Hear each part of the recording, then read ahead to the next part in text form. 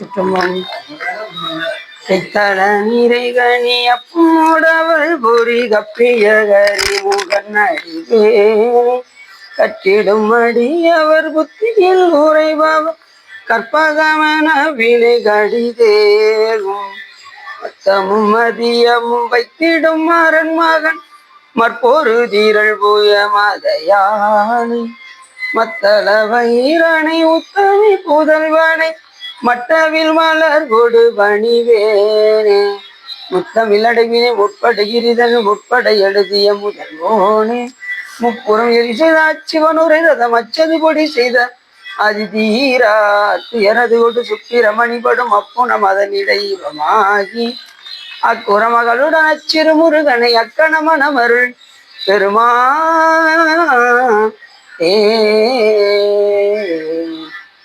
எந்தாயும் எனக்கருள் தந்தையும் நீ சிந்தாகுலமானவே தீர்த்தனையாள் கந்தா கதிவேலவனே உமையாள் மைந்தா குமரா மறைநாயகனே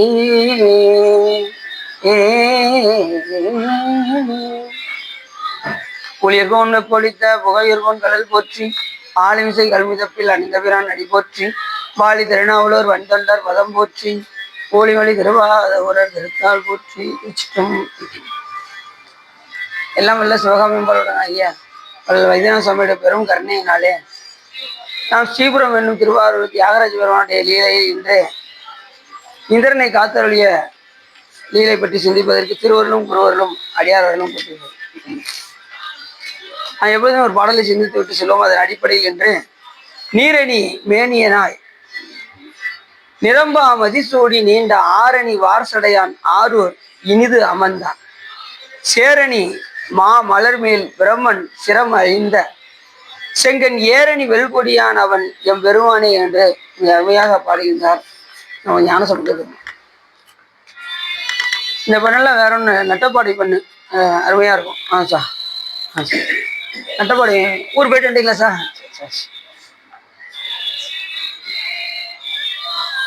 அந்த தோடரி இசையில் பாடுற மாதிரியே தான் அந்த பாடலை பாடணும். நீரணி மேனியனாய் நிரம்பா மதி சூடி நின்ற ஆரணி வாசடையான் ஆரூரினிது அமர்ந்தான் சேரணி மாமலர் மேல் பிரமன் சிரம் அறிந்த செங்கன் ஏரணி வெல்கொடியான் அவன் எம் பெருமானே என்று ஞானசம்பந்த பெருமான் தர்மையாக பாடுகின்றார். என்ன சொல்ல வேண்டார்னு சொன்னால், நீரணி மேனியனாய் திருநீற்றொழியோட சாமி எப்படி இருக்காராம்? 14 இடங்களை திருநீர் பூசி திருநேற்றி மேனியனாக இருக்கார். வெண்ணிட்டான், சிவபெருமானுக்கு வந்து வெண்ணிட்டான். அப்புறம் செஞ்சடையினான். இப்படி நிறைய உபச்சாரமாக திருமுறைகள்ல நிறைய இடங்கள்ல இந்த மாதிரிலாம் வரும். செம்பெருமான் அப்படி ஒரு இந்த இடத்துல வந்து எப்படி சொல்றாரு அப்படின்னா, நீரணி மேனியனாய் அப்படின்னாரு. திருநீரை அணிந்திருக்கக்கூடிய திருமேனியனாய் சிவபெருமான் விளங்கி தோன்றுகின்றார். சிவபெருமான் பூசக்கூடிய திருநீர் என்ன திருநீர் தெரியுமா உங்களுக்கு? இப்ப நாம பூசக்கூடியது பசுஞ்சான விபூதி. அதுவும் நாம பூசுறதுக்கும் நியதி இருக்கு. அமாவாசை, பௌர்ணமி, அஷ்டமி போன்ற புண்ணிய காலங்களில் வர்ற பசுஞ்சானத்தை எடுத்து தான் நம்ம திருநீர் தயாரிக்கணும். மற்ற நேரத்தில் எந்த நேரம் போடுறதெல்லாம் எடுத்து என்ன செய்யக்கூடாது, திருநீர் தயாரிக்கக்கூடாது. அதுக்கும் கணக்கு இருக்கு. புண்ணிய காலங்களில் போடுற அந்த பசுஞ்சானத்தை எடுத்து வெயில உலர்த்தி அதை வந்து அப்படியே புட்டு புட்டா வச்சு அதுக்கப்புறம் அதை வேக வைத்து அதுக்கப்புறம் அதை எடுத்து என்ன செய்யணும், நல்லா தேய்த்து திருநீராக ஆக்க வேண்டும். அதுவும் பஞ்சபிரம மந்திரத்தை சொல்லி தயாரிக்கணும். பஞ்சபிரம மந்திரத்தை சொல்லாமல் தயாரிக்கக்கூடாது. பஞ்சபிரம மந்திரம் இதுதான்: ஓம் ஈசானமூர்த்திய நம, ஓம் தத்துவசக்திராய நம, ஓம் அகோர எழுதாய நம, ஓம் வாமுதேவ வித்யாய நம, ஓம் சத்யோஜாத மூர்த்தியே நம என்ற மந்திரத்தை சொல்லி தான் அந்த வேக வைக்கணும். அந்த நெருப்பையே வைத்து வேக வைக்கணும். அப்படின்னா தான் நம்ம திருநீர் பூசும்போது அது உடலுக்கு அழகை தரும், உடலுக்கு எல்லாம் தரும். இப்பெல்லாம் மாவுலலாம் தயாரிக்கிறாங்க திருநீர், அந்த மாதிரி ஆயிடுச்சு. நிறைய கோயிலெலாம் பார்த்தீங்கன்னா திருநீர் மாவாக இருக்கும். பசுஞ்சாண விபூதி நமக்கு பார்க்கவே தெரியும், ஆகா இது அருமையா இருக்கு அப்படின்னு சொல்லி நம்ம எடுத்து பூசிக்கலாம். அந்த புண்ணிய காலத்துல வரக்கூடிய அந்த திருநீரை எடுத்து பூசினா அவ்வளவு உடலுக்கு அழகை தரும். அது பேணி அணிவருக்கு பெருமை கொடுக்கும். அது மானம் தகைவது நீர், மதியை தருவது நீருங்கிற மாதிரி அது புத்தி கொடுக்கும். அந்த மாதிரி திருநீரை அணிஞ்சிட்டு நீங்க படிச்சீங்கன்னா உடனே மனப்பாடம் ஆயிரும். அந்த மாதிரி நான் மதியை தரக்கூடிய திருநீர். சிவபெருமான் அணியக்கூடிய திருநீர் எப்படின்னா, அந்த ஸ்ரீகண்ட பரமேஸ்வரராக இருக்கும்போது அவர் உடம்புல இருந்து ஒரு விபூதி போக்கும். அது பேரு ஆதி விபூதின்னு பேரு. எல்லா உயிர்களையும் ஒடுக்கி சுவாமி திருநீரை பூசுவார். அது அனாதி விபூதின்னு பேர். உடம்புல இருந்து பூக்கிறது அனாதி விபூதி. எல்லா உயிர்களையும் ஒடுக்கி பூசக்கூடிய விபூதி ஆதி விபூதின்னு பேர். நாம பூசக்கூடிய விபூதி பஞ்ச கவியத்தினால வந்த, அதாவது பசுஞ்சான விபூதி. தேவர்கள் அணியக்கூடியது புராதனின் பேர். அந்த கோமகுண்டலத்துல இருந்து எடுத்து அவங்க திருநீர் பூசுவாங்க. கோமகுண்டலம் இருக்கு பாருங்க, அவங்க எந்த நேரமும் வேள்வி செஞ்சுக்கிட்டே இருக்கிறதுனால அதுல இருந்து வரக்கூடியதை எடுத்து அவங்க திருநீராக அணிவாங்க. இப்படி ஒவ்வொருத்தருக்கும் அதுக்கு கல்பம், அணுக்கல்பம் அப்படின்லாம் இருக்கு. விபூதியில நிறைய விஷயங்கள்லாம் இருக்கு. அப்படி சிவபெருமன் இந்த நீரணி மேனியனாக திகழ்கின்ற இடம். நிரம்பா மதிசூடி நீண்ட ஆரணிவார் சடையான். நிரம்பா மதிசூடி அப்படின்னா, நிரம்பா மதிசூடின்னு எப்படி வச்சிருக்காரு? முழு மதியை வைக்கல சுவாமி. நிரம்பு மதி இல்லை, நிரம்பா மதி. ஏன்னா தட்சனுடைய சாபத்திற்கு கொஞ்சம் கொஞ்சமாக தேய்ந்து 3ஆம் முறை வரும்போது திருவடியில் விழுந்து உடனே சாமி எங்க தூக்கி வச்சாரு? தலையில தூக்கி வச்சார். அப்படிப்பட்ட சந்திரனை, உழவ முடியாத சந்திரனை சிவபெருமானுடைய அருளினால் உழவும்படி செய்தார் சாமி. இப்ப நீ வாட்டு உழவுப்பா அப்படின்ட்டாரு. அது எவ்வளவு பெரிய காரணம் பாருங்க. உழவ முடியாத சந்திரனை தலையில தூக்கி வச்சு நீ வாட்டு உழவன். ரொம்ப துடிச்சான். ஒவ்வொரு கலைகளா தேய்த்த துன்பம் தாங்க முடியல. கடைசிதான் சிவபெருமான்ட்ட வந்தான். அதுவும் முதல்ல எங்க போனான்? பிரம்மாட்ட போனான். அடுத்து விஷ்ணுகிட்ட போனான். அதுக்கப்புறம் தான் கடைசி சிவபெருமான்ட்ட. அவங்களாம் சொன்னாங்க, இதெல்லாம் சிவபெருமான் தான் நீக்க முடியும், பாப்பா நீ அங்க போய் சொல்லு அப்படின்னு சொல்லி கூப்பிட்டு வந்தாங்க. திருவடியில போய் விழுந்தாரு. உடனே சாமி தூக்கி தலையில. அப்படி நிரம்பா மதி சூடி சிவபெருமானை நீங்க டைரக்டா சிவபெருமானை போற்றி அப்படின்னு சொல்லக்கூடாது. சிவபெருமானை போற்றி சொல்லும்போது அங்க அடையாளங்களை சொல்லி சொல்லி சிவபெருமானை அச்சிக்க வேண்டும். இப்ப தோடுடைய செவியன், விடை ஏறி, ஒரு தூவன் மதி சூடி, காடுடைய சுடலை பொடி பூசி, இந்த மாதிரி எப்படி சொல்றாரு ஞான சம்பந்தம். அந்த மாதிரி இறைவனை போற்றுவது. அவர் மதி சூடியவர், சுடலை பொடி பூசியவர், விடையில் ஏறியவர், அந்த மாதிரி இறைவனை அந்த மாதிரி போகணும்னு சொல்லி தான் திருமுறைகளும் சொல்லுது. அப்படி நிரம்ப மதிசூடிய நீண்ட ஆரணி வார்சடையான். நீண்ட ஆரணினா கங்கை நீண்ட ஆறா ஓடிக்கிட்டு இருக்கு. நீண்ட போன முறை கூட நம்ம பார்த்தோம், கங்கையோடைய கதையை பார்த்தோம். சாமி அந்த ஒரு முடியை எடுத்து கீழே விட்டார். வற்றாத ஜீவநதியாகிய கங்கை அந்த பகீரதனுடைய, அந்த பகீரத அரசனுக்கு அவன் வேண்ட உடனே கங்கை வேகமாக வந்தது. வந்த கங்கையை ஆர்த்த கங்கை அடக்கும் வாட்போக்கி என்பதற்கு எனக்கு அந்த கங்கையை தூக்கி சிவபெருமான் தலையில் சொல்லினார். சொன்னதுக்கு அப்புறம் பூலோகத்துல தண்ணி விடுவதற்கு ஒரு முடியை மட்டும் எடுத்து விட்டார். அதுதான் இப்ப வற்றாத ஜீவநதியாக இப்ப கங்கை ஓடிட்டு. அவர் மொத்த சடையும் அவுத்து விட்டார்னு வச்சுக்கோங்க, நாடு தாங்காது, நாடெல்லாம் மூழ்கிடும். இன்னொன்னா, இந்த உலகத்துல முக்காவாசி என்னதான் இருக்கு? தண்ணி தான் இருக்கு. காவாசி தான் உலகம், மற்ற எல்லாமே கடல் தான். முழுக்க முழுக்க கடல் சூழ்ந்து தான் நம்ம இருக்கோம். சாமி நினைச்சாருன்னா, ஒரு செகண்ட் நினைச்சாருன்னு வச்சுக்கோங்க, இந்த காவாசி உலகம் என்ன ஆயிரும்? ஒரு நிமிஷத்துல பசங்கமாயிரும். சாமி நினைச்சு செய்யலாம்ல, ஆனா கருணாமூர்த்தி அவர் அப்படிலாம் செய்ய மாட்டார். இந்த உயிர்கள் எல்லாம் வாழட்டும், கொஞ்சமாவது வழிபாடு செய்யட்டும் அப்படின்னு நமக்காக என்ன பண்ணியிருக்காரு, கொடுத்துருக்காரு. அதுலேயும் குறிப்பா இந்த உலகத்துல எத்தனையோ இடங்கள் இருந்தாலும் இந்த தமிழ்நாட்டுல பிறக்க வைத்தது எவ்வளவு பெரிய ஆச்சரியம். யோசிச்சு பாருங்க. உலகமே இறைவனுக்கு வீடாக இருந்தாலும் இந்த தமிழ்நாடு மட்டும்தான் இறைவனுக்கு பூஜை. அதனாலதான் எல்லா அருளாளர்களும் இங்க பிறந்தார். அப்படி ஒரு சிறப்புடையது எது இந்த தமிழ் நாடு. அதுலேயும் தமிழ்நாட்டிலையும் குறிப்பாக எதுன்னா பாண்டிய நாடு. நம்ம பாண்டிய நாடு அப்பாண்டி நாட்டை சிவலோகமாக்கி வைத்த அப்பார் சடையப்பன் ஆனந்த வார்களிலே ஒப்பாக ஒப்புவித்த உள்ளத்தார் உள்ளிருக்கும் அப்பாலை கப்பாலாய் பாடுதுங்க நம்ம நாய். ஆரணி வார் சடையான் ஆரூர் இனிது அமர்ந்தான். அப்படிப்பட்ட பெருமான் இப்ப எங்க இருக்காரா? ஆரூரை இனிது அமர்ந்திருக்காரு. நீங்க எல்லா பாட்டிலையும் எடுத்துக்கோங்க, ஆரூர் பெருமானை சொல்லும் போது அமர்ந்ததை தான் சொல்லியிருப்பார். ஆரூர் அமர்ந்த அரசே போற்றி. ஆனா சிதம்பரத்துல அமர்ந்தான்னு போய் சொல்ல மாட்டாரு, நின்று ஆடினார்னு அப்படி சொல்றாங்க. நடனம் ஆடுகின்றார் அப்படித்தான் சொல்லுவாங்க. அதுலயும் மடித்தாடும் ஒண்ணு ஆடுறதை பத்தி தான் சொல்லுவார். சிதம்பரத்தை சொல்லும் போதெல்லாம் மடித்தாடும் அடிமைக்கண் அன்றி மனனே நீ வாழ்நாளும் தடுத்தாட்டி தருமனார் தமர் சக்தி இடும்போது தடுத்து ஆட்கொள்வான். கடுத்தளத்து தமருகமும் எரியகளும் கரிய பாம்பும் பிடித்து ஆடும் புலியூர் சிற்றம்பலத்துறையும் இவன் பெருமானை பெற்றாமென்றே என்று சுந்தரம் சாமிகள் பாடுறார். இப்படி சுவாமியை சொல்லும் போதெல்லாம், சிதம்பரத்தை சொல்லும் போதெல்லாம் அது ஆடுகின்ற கோலத்தை தான் எடுத்து சொல்லுவார். ஆனா ஆரூரை பற்றி சொல்லும் போதெல்லாம் அமர்ந்ததை தான் சொல்லுவார். ஏன்னா அங்க சுவாமி அமர்ந்த கோலத்துல தான் இருக்காரு. எங்க? ஆரூர்ல. நீங்க ஆரூர்ல போனீங்கன்னா முகம் மட்டும்தான் தெரியும், மற்ற இடங்கள தெரியாது. மாலையை வச்சு மறைச்சிருப்பாங்க, திருவடி கூட தெரியாது. அது எப்ப காமிப்பாங்க அப்படின்னா பங்குனி உத்திரத்தன்று ஒரு திருவடியும் மார்கழி திருவாதிரை அன்று ஒரு திருவடியும் தான் காமிப்பாங்க. மற்ற நேரத்துல ரெண்டு திருவடி ஒரே நேரத்துல காமிக்க மாட்டாங்க. அப்படின்னு பங்குனி உத்திரத்து அன்னைக்கு போனேன், இடது பாதத்தை பார்த்தேன், வலது பாதத்தை நான் பார்க்கல. அது மார்கழி திருவாதிரை அன்னைக்கு தான் அதை காமிப்பாங்க. நம்ம மார்கழி திருவாதிரைக்கு எங்க இருப்போம்? நம்ம இங்கே இருப்போம். அதனால போக முடியாத சூழ்நிலையா இருக்கு. ஒரு நாள் எப்படியாவது லீவ் போட்டு போகணும்னு நினைக்கிறோம். திருவள்ளூர் நமக்கு கூட்டி வைக்கும்.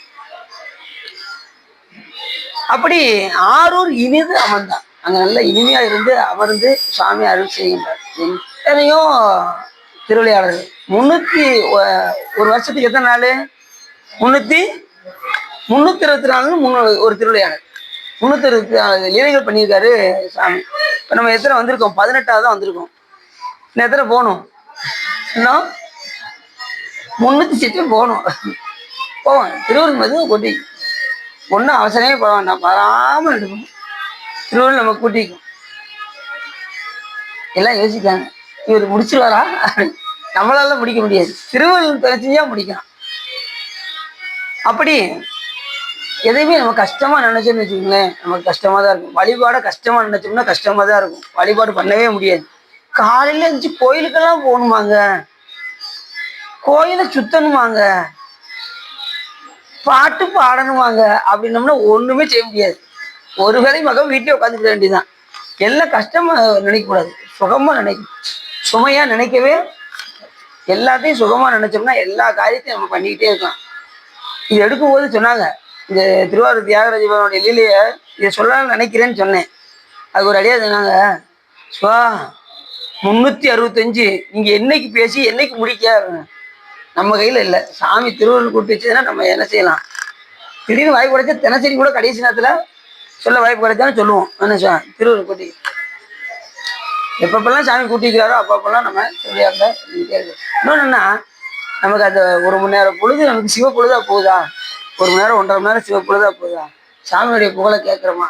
கேட்டதேனாலும் திரும்ப திரும்ப திரும்ப திரும்ப சிவபெருமான் புகழை கேட்டுக்கிட்டே இருக்கணும். அதுதான் கேட்டதேனாலும் யாரும் புகழை கேட்கும்? சிவபெருமான் புகழை கேட்கும், அருள்பெருமானுடைய லீலைகளை கேட்கும். அந்த ஒரு எண்ணம் மட்டும் நமக்கு இருந்துகிட்டே இருந்தா நமக்கு எந்த சூழ்நிலையிலையும் சாமி நம்மளை கீழே இறங்கவே விட மாட்டோம், நம்மளை காத்து நிற்பார்.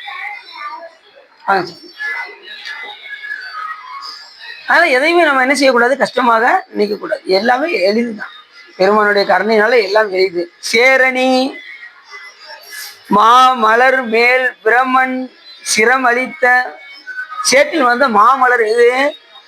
தாமரை. மாமலர்ன்ட்டு மலர்களே சிறந்த மலர் தாமரை மலர், தாமரை மலர். அந்த தாமரை மலரை சொல்லும்போது எப்படி சொல்றாரு? மாமலர் அப்படின்னாரு. மலர்கள்லயே சிறந்தது தாமரை, அதுலயும் மாமலர்னா உயர்ந்த மலர்னு அர்த்தம். மரம் மாமரம், மாமலர் மாமலர்னா அது மாதிரி பார்த்தீங்கன்னா மாங்காய் மரத்து இருக்கு பாருங்க, அது என்ன சொல்லுவாங்க? மாமரம்னு சொல்றாங்கல்ல, மரத்திலே அது மாமரம்னு சொல்றாங்களே. ஆனா அதைத்தான் என்ன செய்யறாங்க, ஹோமத்துக்கு எல்லாத்துக்குமே அந்த இலையத்தான் என்ன செய்யறாங்க, யூஸ் பண்றாங்க. அது மாதிரி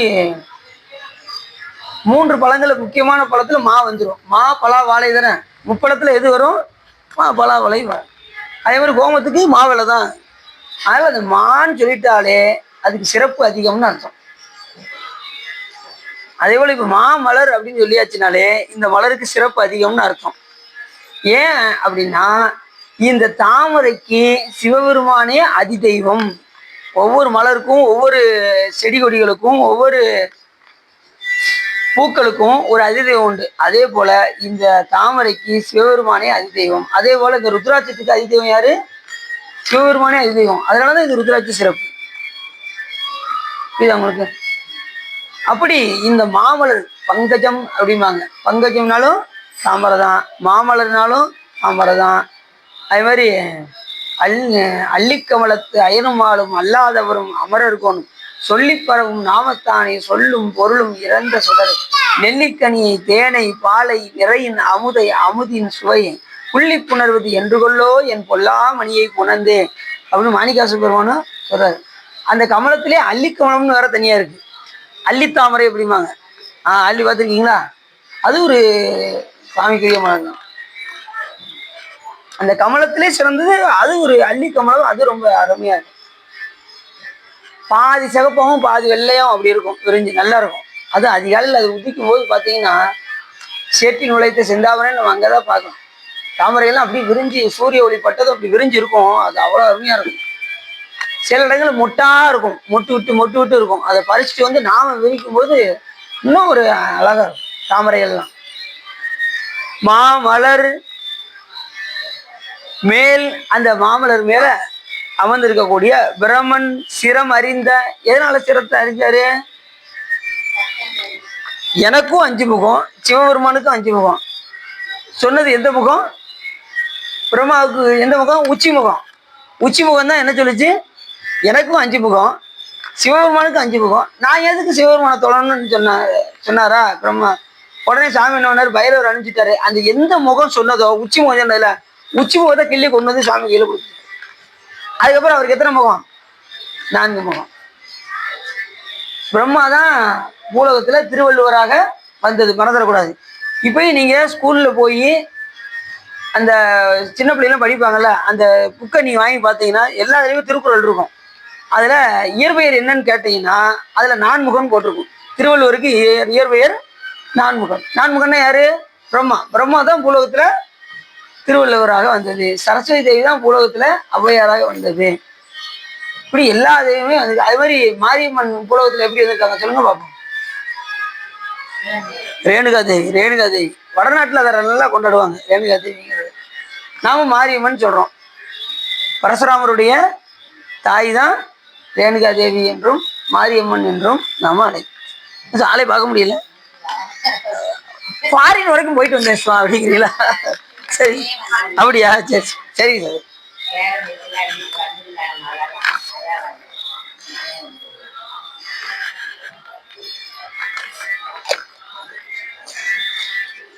அப்படியே பாரிட்டு போய் சுற்றி பார்த்து வரலான்னு சுற்றி பார்த்து. சரிங்க சார். சரி.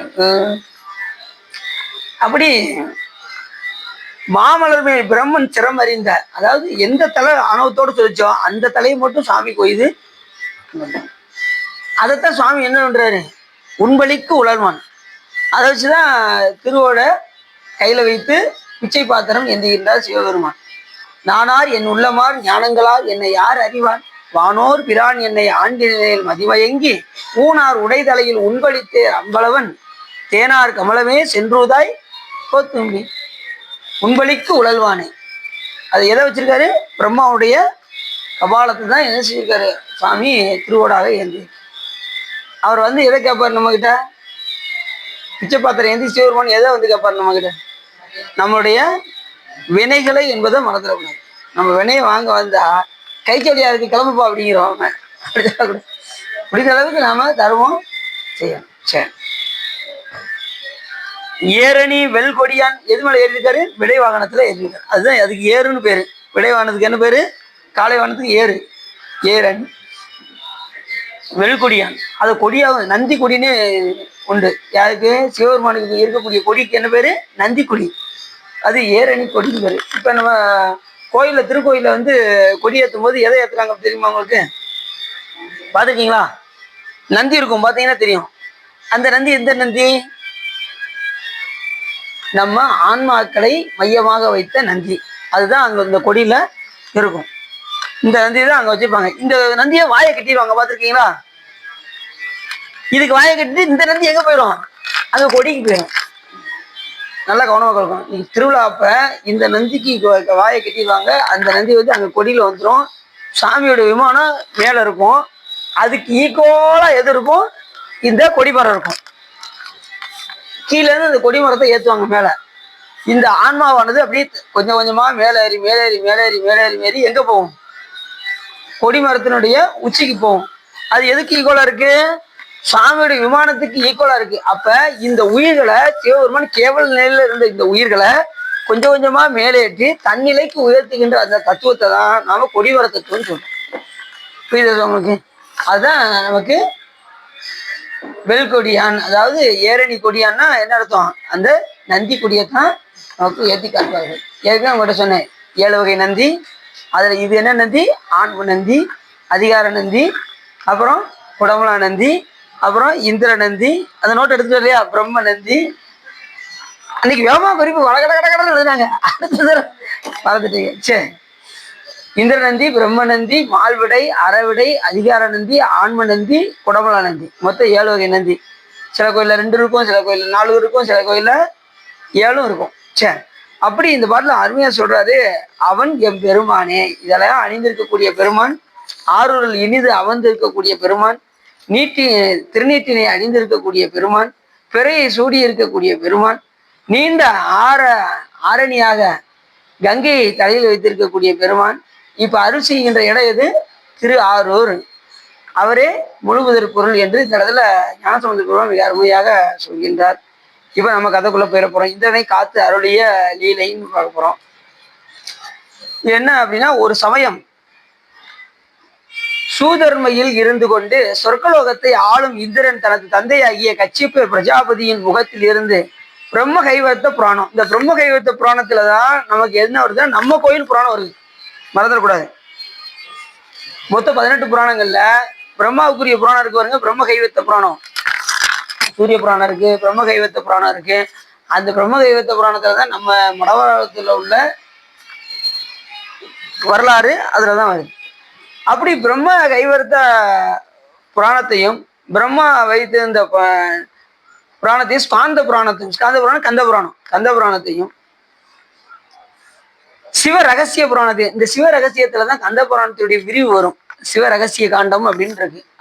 அந்த ஸ்காந்த புராணத்திலேயே சிவ ரகசிய காண்டம்னு ஒரு இருக்கு. அந்த சிவ ரகசிய காண்டம் தான், அதை மட்டும் எடுத்துக்கிட்டு தான் கச்சியப்ப சிவாச்சாரியார் நமக்கு 10,346 பாடல்களாக நமக்கு கந்த புராணத்தை தந்தருளினார்.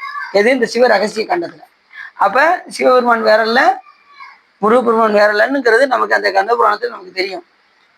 ஈசன் தன் அருளினால் மதலை ஆயினான் கான் அப்படிவார். ஈசன் தன் அருளினால் மதலை குழந்தையாக ஆகிட்டான். தனக்குத்தானே மகனாக்கி, தனக்குத்தானே குருவமாகி, தனக்குத்தானே தத்துவம் கேட்டார். அப்படி சிவ ரகசிய காண்டத்துல வருது. எதுல? கந்த புராணத்துல. அப்படி இந்த ஸ்காந்த புராணத்தையும் சிவ ரகசிய புராணத்தையும் மாச கிருஷ்ணபட்ச பஞ்சமி, இந்த கிருஷ்ண பஞ்சமி நேரத்துல நம்ம பெருமானை வழிபாடு செஞ்சா தீமைகள்லாம் விலகி நமக்கு நன்மைகள் உண்டாகும். இந்த பஞ்சமி நேரத்துல, அதே மாதிரி சப்தமி நேரத்துல, அஷ்டமி நேரத்துல, இந்த தினங்களில் தேவசபையில் சொல்ல கேட்டு இந்த புராணத்தெல்லாம் யாரு கேட்பாங்களாம்? இந்திரன் இந்த முக்கியமான நாள்கள்ல இந்த புராணங்கள்ல எல்லாம் உட்காந்து ஒருத்தர் வாசிக்க ஒரு உட்காந்து கேட்டுக்கிட்டு இருப்பாரான். தேவசபையில் சொல்ல கேட்டுனா ஒருத்தர் சொல்ல இவன் கேட்டு கொண்டிருப்பான். இப்படிதான் நடக்கும் அவருடைய சபையில வந்து. அது மாதிரி ஆடல் நடக்கும், பாடல் நடக்கும், எல்லாம் நடக்கும். கொஞ்சம் உச்சத்துக்கு போயிட்டான்னு வச்சுக்கோங்க, அவனுக்கு தலைகால தெரியாது. யாருக்கு? இந்திரனுக்கு. கொஞ்சம் ரொம்ப இப்ப ஒரு நாட்டியம் ஏதாவது பார்த்துக்கிட்டு இருக்கான்னு வச்சுக்கோங்க, அந்த நேரத்துல எதுவுமே தெரியாது அவனுக்கு, அந்த நாட்டியம் மட்டும்தான் தெரியும். இந்த மாதிரி நேரத்துல தான் துர்வாச முனிவர் வந்தாராங்க இந்திர சபைக்கு. அவன் கண்டுக்கிடவே இல்லை யாரோ துர்வாச முனிவர். இருந்தாலும் அவர் வந்து என்ன பண்ணாரு, உனக்காக ஒரு மலர் கொண்டு வந்திருக்கேன்பான்னாரு. அதை வந்து இகழ்வாக வாங்கினான். ரெண்டாவது யானை மேலே ஏறி போகும்போது அது யானை கையில கொடுத்தான், அது கீழே போட்டு தேய்ச்சிருச்சு சிவபிரசாதத்தை. 2 பேருக்கு சாபம் விட்டான். அதுக்கப்புறம் இந்திரன் வந்து பூச்சிச்சு மறுபடியும் மேல்நிலை அடைந்தான். அதுக்கப்புறம் அந்த வெள்ளை யானையும் கீழே சாதாரண கருப்பு யானையா வந்து பிறந்தது எங்க காட்டுல வந்து அதுக்கப்புறம் ஓரளவுக்கு புத்தி வந்து அதுக்கப்புறம் சொக்கநாத பெருமானுடைய பொற்றாமரை குளத்துக்கு போய் சென்று அங்கே நீராடி அங்கே சொக்கநாத பெருமானை வழிபாடு செய்து அதுக்கப்புறம் சாமி அவருக்கு காட்சி கொடுத்து அந்த வெள்ளையானைக்கு அந்த வெள்ளானை கேட்டது, பெருமானே உங்களுடைய திருவருளே வேண்டும், உங்க பக்கத்திலே இருக்கணும் அப்படின்னு கேட்டது. அதுக்கு சுவாமி சொன்னாரு, எப்ப ஏற்கனவே இந்திரனுக்கு நீ இருந்த, அவனுக்கு துணையாவே நீ இறுதி காலத்துல உன்னை நான் ஆட்கொள்கின்றேன் அப்படின்னு வெள்ளையானையை மறுபடியும் இந்திரனுக்கே சாமி என்ன பண்ணாரு, அவனுக்கே வாகனமாக கொடுத்தார். கடைசி அதுக்கு மோட்சமும் கொடுத்தாரு. கொஞ்ச காலம் இருந்ததுக்கு அப்புறம், ஏன்னா எல்லா உயிருமே நல்லா தெரிஞ்சுக்கோங்க, எல்லா பேருமே ஒரு காலத்துல மோட்சம் அடையணும். பிரம்மாவா இருந்தாலும் சரி, விஷ்ணுவா இருந்தாலும் சரி, இந்திரனா இருந்தாலும் சரி, எல்லாருக்குமே ஒரு காலம் வரும்போது அவங்களும் மோட்சம் அடையணும்ல. அப்படிதான் பிரம்மா வந்து அந்த பதவி முடிஞ்சது மறுபடியும் வந்து பூலோகத்துல வந்து பிறந்து அதுக்கப்புறம் அவர் சிவபூஜை பண்ணி மேன்மை அடைஞ்சு அவர் முக்தி அடைஞ்சிறாரு. இறக்கும் போது சிவருமனுக்கு மண்டையோட போயிடுறாரு பிரம்மாவும் விஷ்ணுவும். அதாவது எண்ணிலி ராக்கதர்கள் எரி விளைத்து கண்ணுதலிருந்தை கடைத்தலை பற்றி நின்றதன் மின் எத்தனையோ பிரம்மர்களும் மால் பலர் மாண்டனர்கான் தோல் நோக்கம் அப்படின்னு யார் சொல்றா, நமது மாணிக்காசுரமான்னு சொல்றாரு. மால் பலர் மாண்டனர், அவங்களும் மண்டையோட போயிடுறாங்க. அதுக்கப்புறம் அந்த ஆன்மாவானது மறுபடியும் வந்து பூலோகத்துல வந்து பிறந்து சிவபூஜை செய்து, யாரா இருந்தாலும் சரி சிவபூஜை பண்ணாம முக்தி அடையவே முடியாது அப்படிங்கிறத பத்தி ரொம்ப கவனமா இருக்கணும். ஏன் அப்படின்னா, சிவபெருமானே விரும்பக்கூடியது எது, எண்ணில் ஆகவும் இயம்பிய இறைவர் தாம் விரும்பும் உண்மையாவது பூசணையே என்று உரைத்தருள அன்னலாதமை அரிச்சனை புரிய ஆதரித்தழைத்தால் பெண்ணி நல்லவளோடும் பிறந்தவ குழந்தை. இதை டெபினேஷன் காமிச்சதெல்லாம் யார் யாரு, விநாயகர் பெருமான் கணபதீஸ்வரத்துல காமிச்சாரு, பிள்ளையார்பட்டில காமிச்சாரு, முருகப்பெருமான் சேஞ்சநல்லூர்ல காமிச்சாரு, திருச்செந்தூர்ல செஞ்சு காமிச்சாரு. அதுக்கப்புறம் சாமி எங்க செஞ்சு காமிச்சாரு, இன்மை நன்மை தருவார் கோயில்ல சிவபெருமானே தன்னைத்தானே அர்ச்சிச்சு காமிச்சாரு. அம்பாள் எங்க காஞ்சிபுரத்துல அர்ச்சிச்சு காமிச்சாங்க. இப்படி எல்லாருமே அவங்க குடும்பமே பூஜை பண்ணி காமிச்சிருக்கு. இதுக்கு மேல என்ன சாட்சி வேணும் சொல்லுங்க. சிவ குடும்பமே சிவ பூஜை பண்ணியிருக்கு. அப்ப நாம எப்படி இருக்கணும், கண்டிப்பா அந்நிய சிவ பூஜைக்கு மிஞ்சியது இந்த உலகத்துல எதுவுமே இல்லை. நீங்க அன்போட சிவபெருமான கொஞ்ச நேரம் பண்ணாலும் நல்லா அன்போட பண்ணுங்க, சாமி அழகா ஏற்று. உங்க அன்புக்கு தான் அவர் இறங்குவார். அவங்களுக்கு சிவ பார்த்தீங்கன்னா 4 மணி நேரம் 5 மணி நேரம்லாம் பூஜை பண்றாங்க. ஆனா 4 மணி நேரம் 5 மணி நேரம் பண்ணாலும் பூஜை வந்து அதுல லயிக்கணும், அதுதான் ரொம்ப முக்கியம். சிவ பார்த்தீங்கன்னா 1 மணி நேரம் பண்ணுவாங்க, அதுல லயிச்சு கண்ணீர் விட்டு அழுவாங்க, அந்த மாதிரிலாம் இருக்கு. அப்ப நீங்க செய்யற அந்த செயலை பார்க்க மாட்டார், உங்களுடைய எண்ணத்தை மட்டும்தான் இறைவன் பார்ப்பார். எந்த எண்ணத்தோட இவன் பூஜை பண்றான், இவன் உண்மையிலேயே பூஜை பண்றானா இல்ல நடிக்கிறானா அப்படிங்கிறது யாருக்கு தெரியும். ரொம்ப நேரமா ஓவர் ஆக்ஷன் கொடுத்துக்கிட்டே இருக்கானே அப்படின்னு யார் பார்ப்பா, சிவபெருமான் பார்த்துக்கிட்டே இருப்பார். கொஞ்சம் ஓவராகவே போறான், இருந்தாலும் பரவாயில்ல, சரி என்னதான் செய்யறான்னு பார்ப்போம் அப்படின்னு. ஆனா ஒரு சில பேர் உண்மையிலே உருகி அழுது அப்படியே கண்ணீர் மல்க காதலாகி கசிந்து கண்ணீர் மல்கி என்ன பண்ணுவாங்க, சிவபெருமான வழிபாடு. நீங்க ஒவ்வொருத்தரும் அப்படி பண்ணுவீங்க. அடி இருந்தா ரொம்ப கீழே இருக்குன்னு நினைக்கிறேன். ஒவ்வொருத்தரும் வீட்டுல எப்படியோ சாமியை நல்லா வச்சு பூசிக்கிங்கிறது நல்லா தெரியுது. ஒவ்வொரு அடியாரும் வீட்டுல உங்க இல்லத்துல பூஜை ரூம்ல நல்லா வழிபாடு பண்றீங்கன்னு நல்லா தெரியுது. அடி இருந்தா இன்னும் அந்த நிலைக்கு போகலன்னு நீங்க நல்லா வழிபாடு பண்றீங்க. இல்லை இல்ல ஏன்னா ஒருத்தவங்களை பார்த்தாலே நமக்கு தெரியுது. எல்லாருமே நீங்க நல்லா சாமி மேல மிகுந்த அன்பு இருக்கிறதுனாலதான் உட்காந்து கேட்க முடியும், இல்லைன்னா கேட்க முடியாது. அரை மணி நேரம் உட்கார முடியாது போய் கேட்கறது. அப்படி பின்னாடி போட்டோம். ஆனா அந்த ஆர்வம் இருக்காதான். ரெண்டாவது இறைவனுடைய அருள் கருணையும் நமக்கு வேணும். அப்படின்னாதான் நாம என்ன செய்ய முடியும், சாமியுடைய புகழை கேட்க முடியும். அந்த அளவு சாமி நமக்கு அணுகலை கொடுத்துருக்காரு. அடியனை சொல்லுமாறும் உங்களை கேட்குமாறும் வச்சிருக்காரு. நாளைக்கு நீங்களும் ஒரு ஆளுக்கு சொல்லத்தான் போறீங்க இந்த விஷயத்த.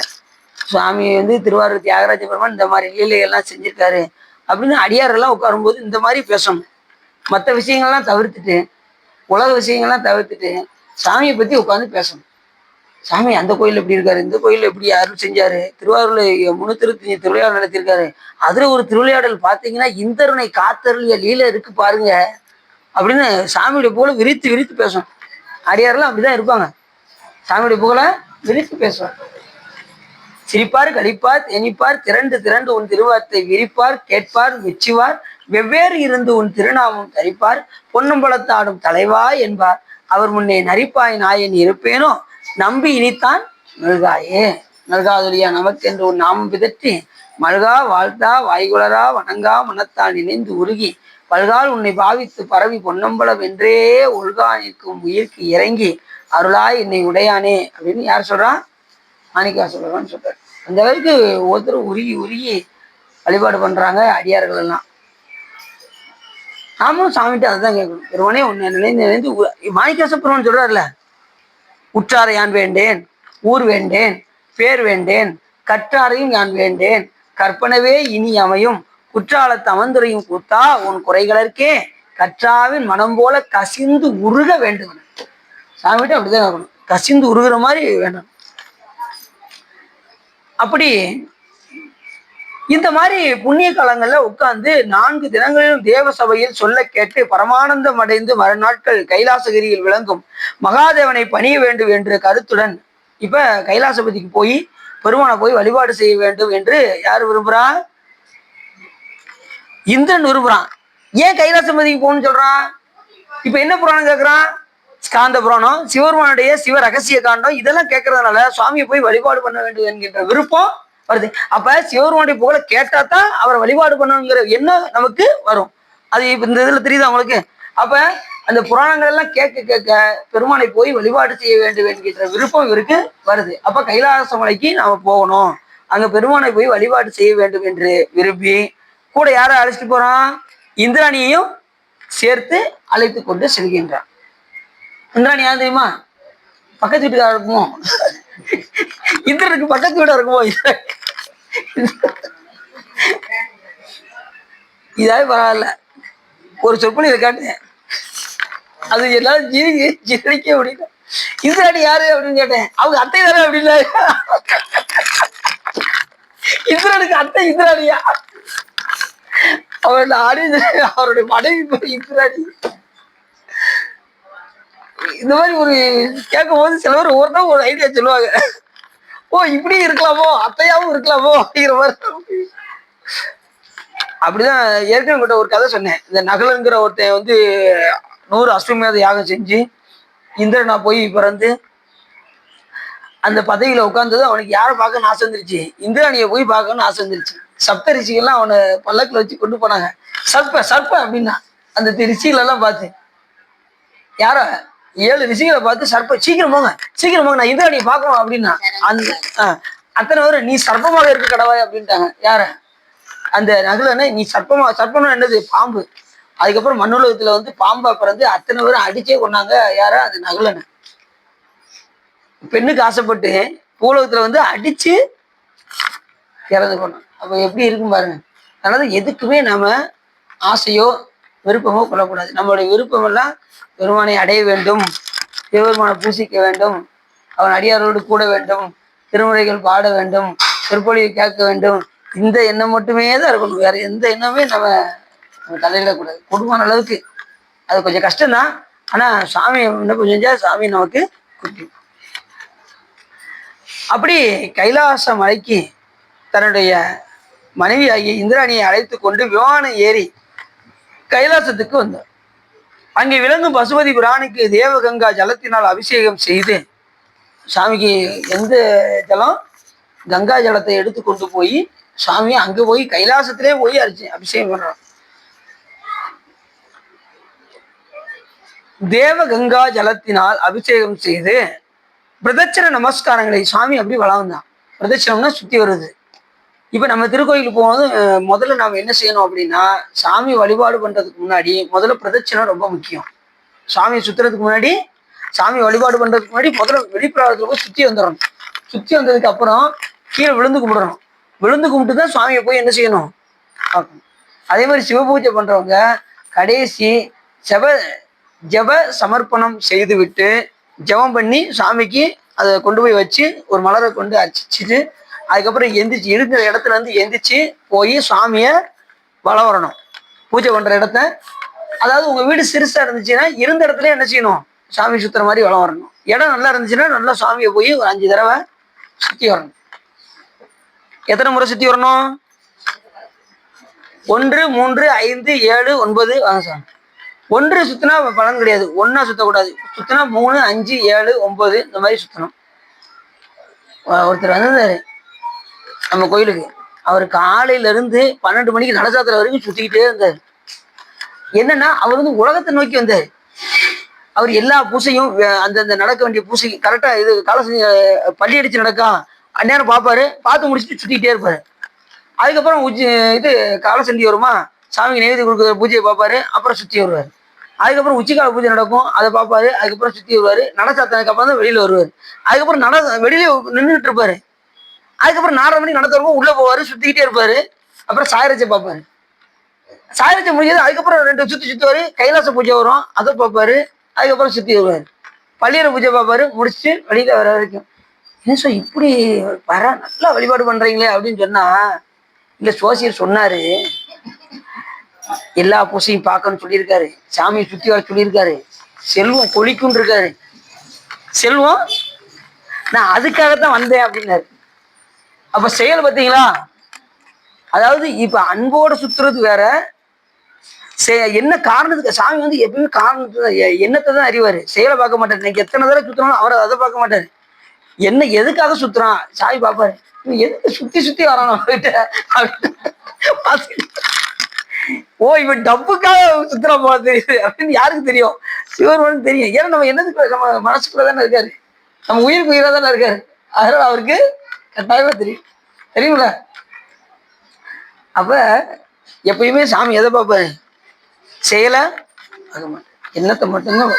அதான் வாயானை மனத்தானை மனத்தில் நின்ற கருத்தானை கருத்து அறிந்து முடிப்பான் தன்னை தூயானை தூவெல்லை ஏற்றான் தன்னை சுழதிங்கள் சடையானை தொடர்ந்து நின்ற தாயானை தவமாய தன்மையானை தலையாய தேவாதி தேவர்க்கென்றும் சேயானை தென்கோடல் ஆளவாய் சிவனடியே சிந்திக்க பெற்றேன் யானேன்னு யார் சொல்றா? அப்ப சுவாமி சொல்ற.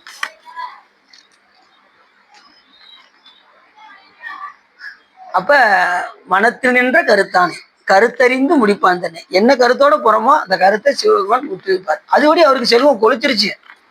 அப்படி சுத்தி இருந்தாருல, என்ன காரணத்துக்காக போனாலும் அதுக்காக அவருக்கு அதுக்கு கிடைச்சது. அதுக்கப்புறம் சிவபெருமானை மறந்துட்டாரு, செல்வம் பூரா போயிருச்சு. இன்னைக்கு எப்படி இருக்காருன்னு இப்ப வாடகை வீட்டுல இருக்காரு. முதல்ல நல்ல செல்வம் வரும்போது நல்ல ஒரு 10 வருஷத்துக்கு முன்னாடி அவர் அதுக்காகவே சுத்தி வந்தாரு. நல்ல செல்வம் வந்தது, நல்ல படிப்படியா முன்னேறினாரு, 2 வீடு வாங்கினாரு, நல்லா வந்துகிட்டே இருந்தாரு. கோயிலுக்கு வர்றதே இல்லை. அதுக்கு முன்னாடி நிறைய கோயிலுக்கு வந்துட்டே இருந்தாரு. அதுக்கப்புறம் வரவே இல்லை, நிப்பாட்டாரு. அதுக்கப்புறம் ரொம்ப கீழே வந்துட்டாரு.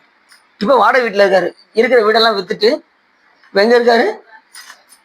அதை தக்க வைக்கணுமா வேண்டாமா? தொடர்ந்து வந்து எப்படி வந்து சுத்தினாரோ அதே மாதிரி சுத்தணும்ல, சுத்தலை. அதே மாதிரி ஒரு வட்டம் ஏற்கனவே சொல்லியிருக்கேன், ஒருத்தர் கோயிலுக்கு விடாம வந்துகிட்டே இருந்தாரு. அப்படின்னு பார்த்துட்டே இருந்தாரு, நல்லா வழிபாடு பண்றாரு அப்படின்ட்டு ரொம்ப சந்தோஷப்பட்டேன். கொஞ்ச நாள் கழிச்சு அவர் ஆளை காணும். நல்லா வந்துகிட்டே இருந்தாரு. திடீர்னு ஆளை தொடர்ந்து ஒரு 2 வருஷம் நல்லா அவரை பார்த்துக்கிட்டே இருப்பேன். திடீர்னு கொஞ்ச நாள் வரல. ஒரு இடத்துல பார்க்க வேண்டிய சூழ்நிலை வந்துச்சு அவரை. நீங்க அப்படி வந்துகிட்டு இருந்தீங்க, உங்களை பார்த்து நானே பூரிப்பாயிட்டேன், ஏன் கொஞ்ச நாள் ஆள் வரல? என் காரியம் நிறைவேறிடுச்சு, நான் வர்றதை விட்டுட்டேன் அப்படின்னாரு.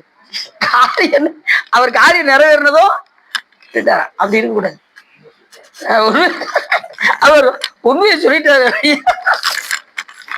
காரியம் நிறைவேற்றினா கடவுளை கழட்டி விட்டுறதா? வராதையே.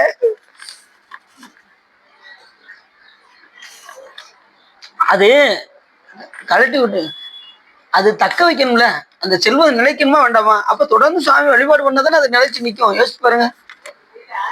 கிடைச்ச போதும் அவ்வளவுதான் அப்படின்ட்டு அடுத்த அதுக்கப்புறம் சாமியை மறந்துடுறாங்க. அதனாலதான் சிக்கல். தம்பி இல்லையா?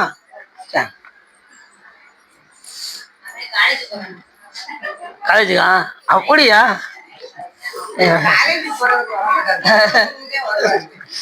காலேஜ் போறவங்க காலையில போயிட்டு வந்துருவாங்க.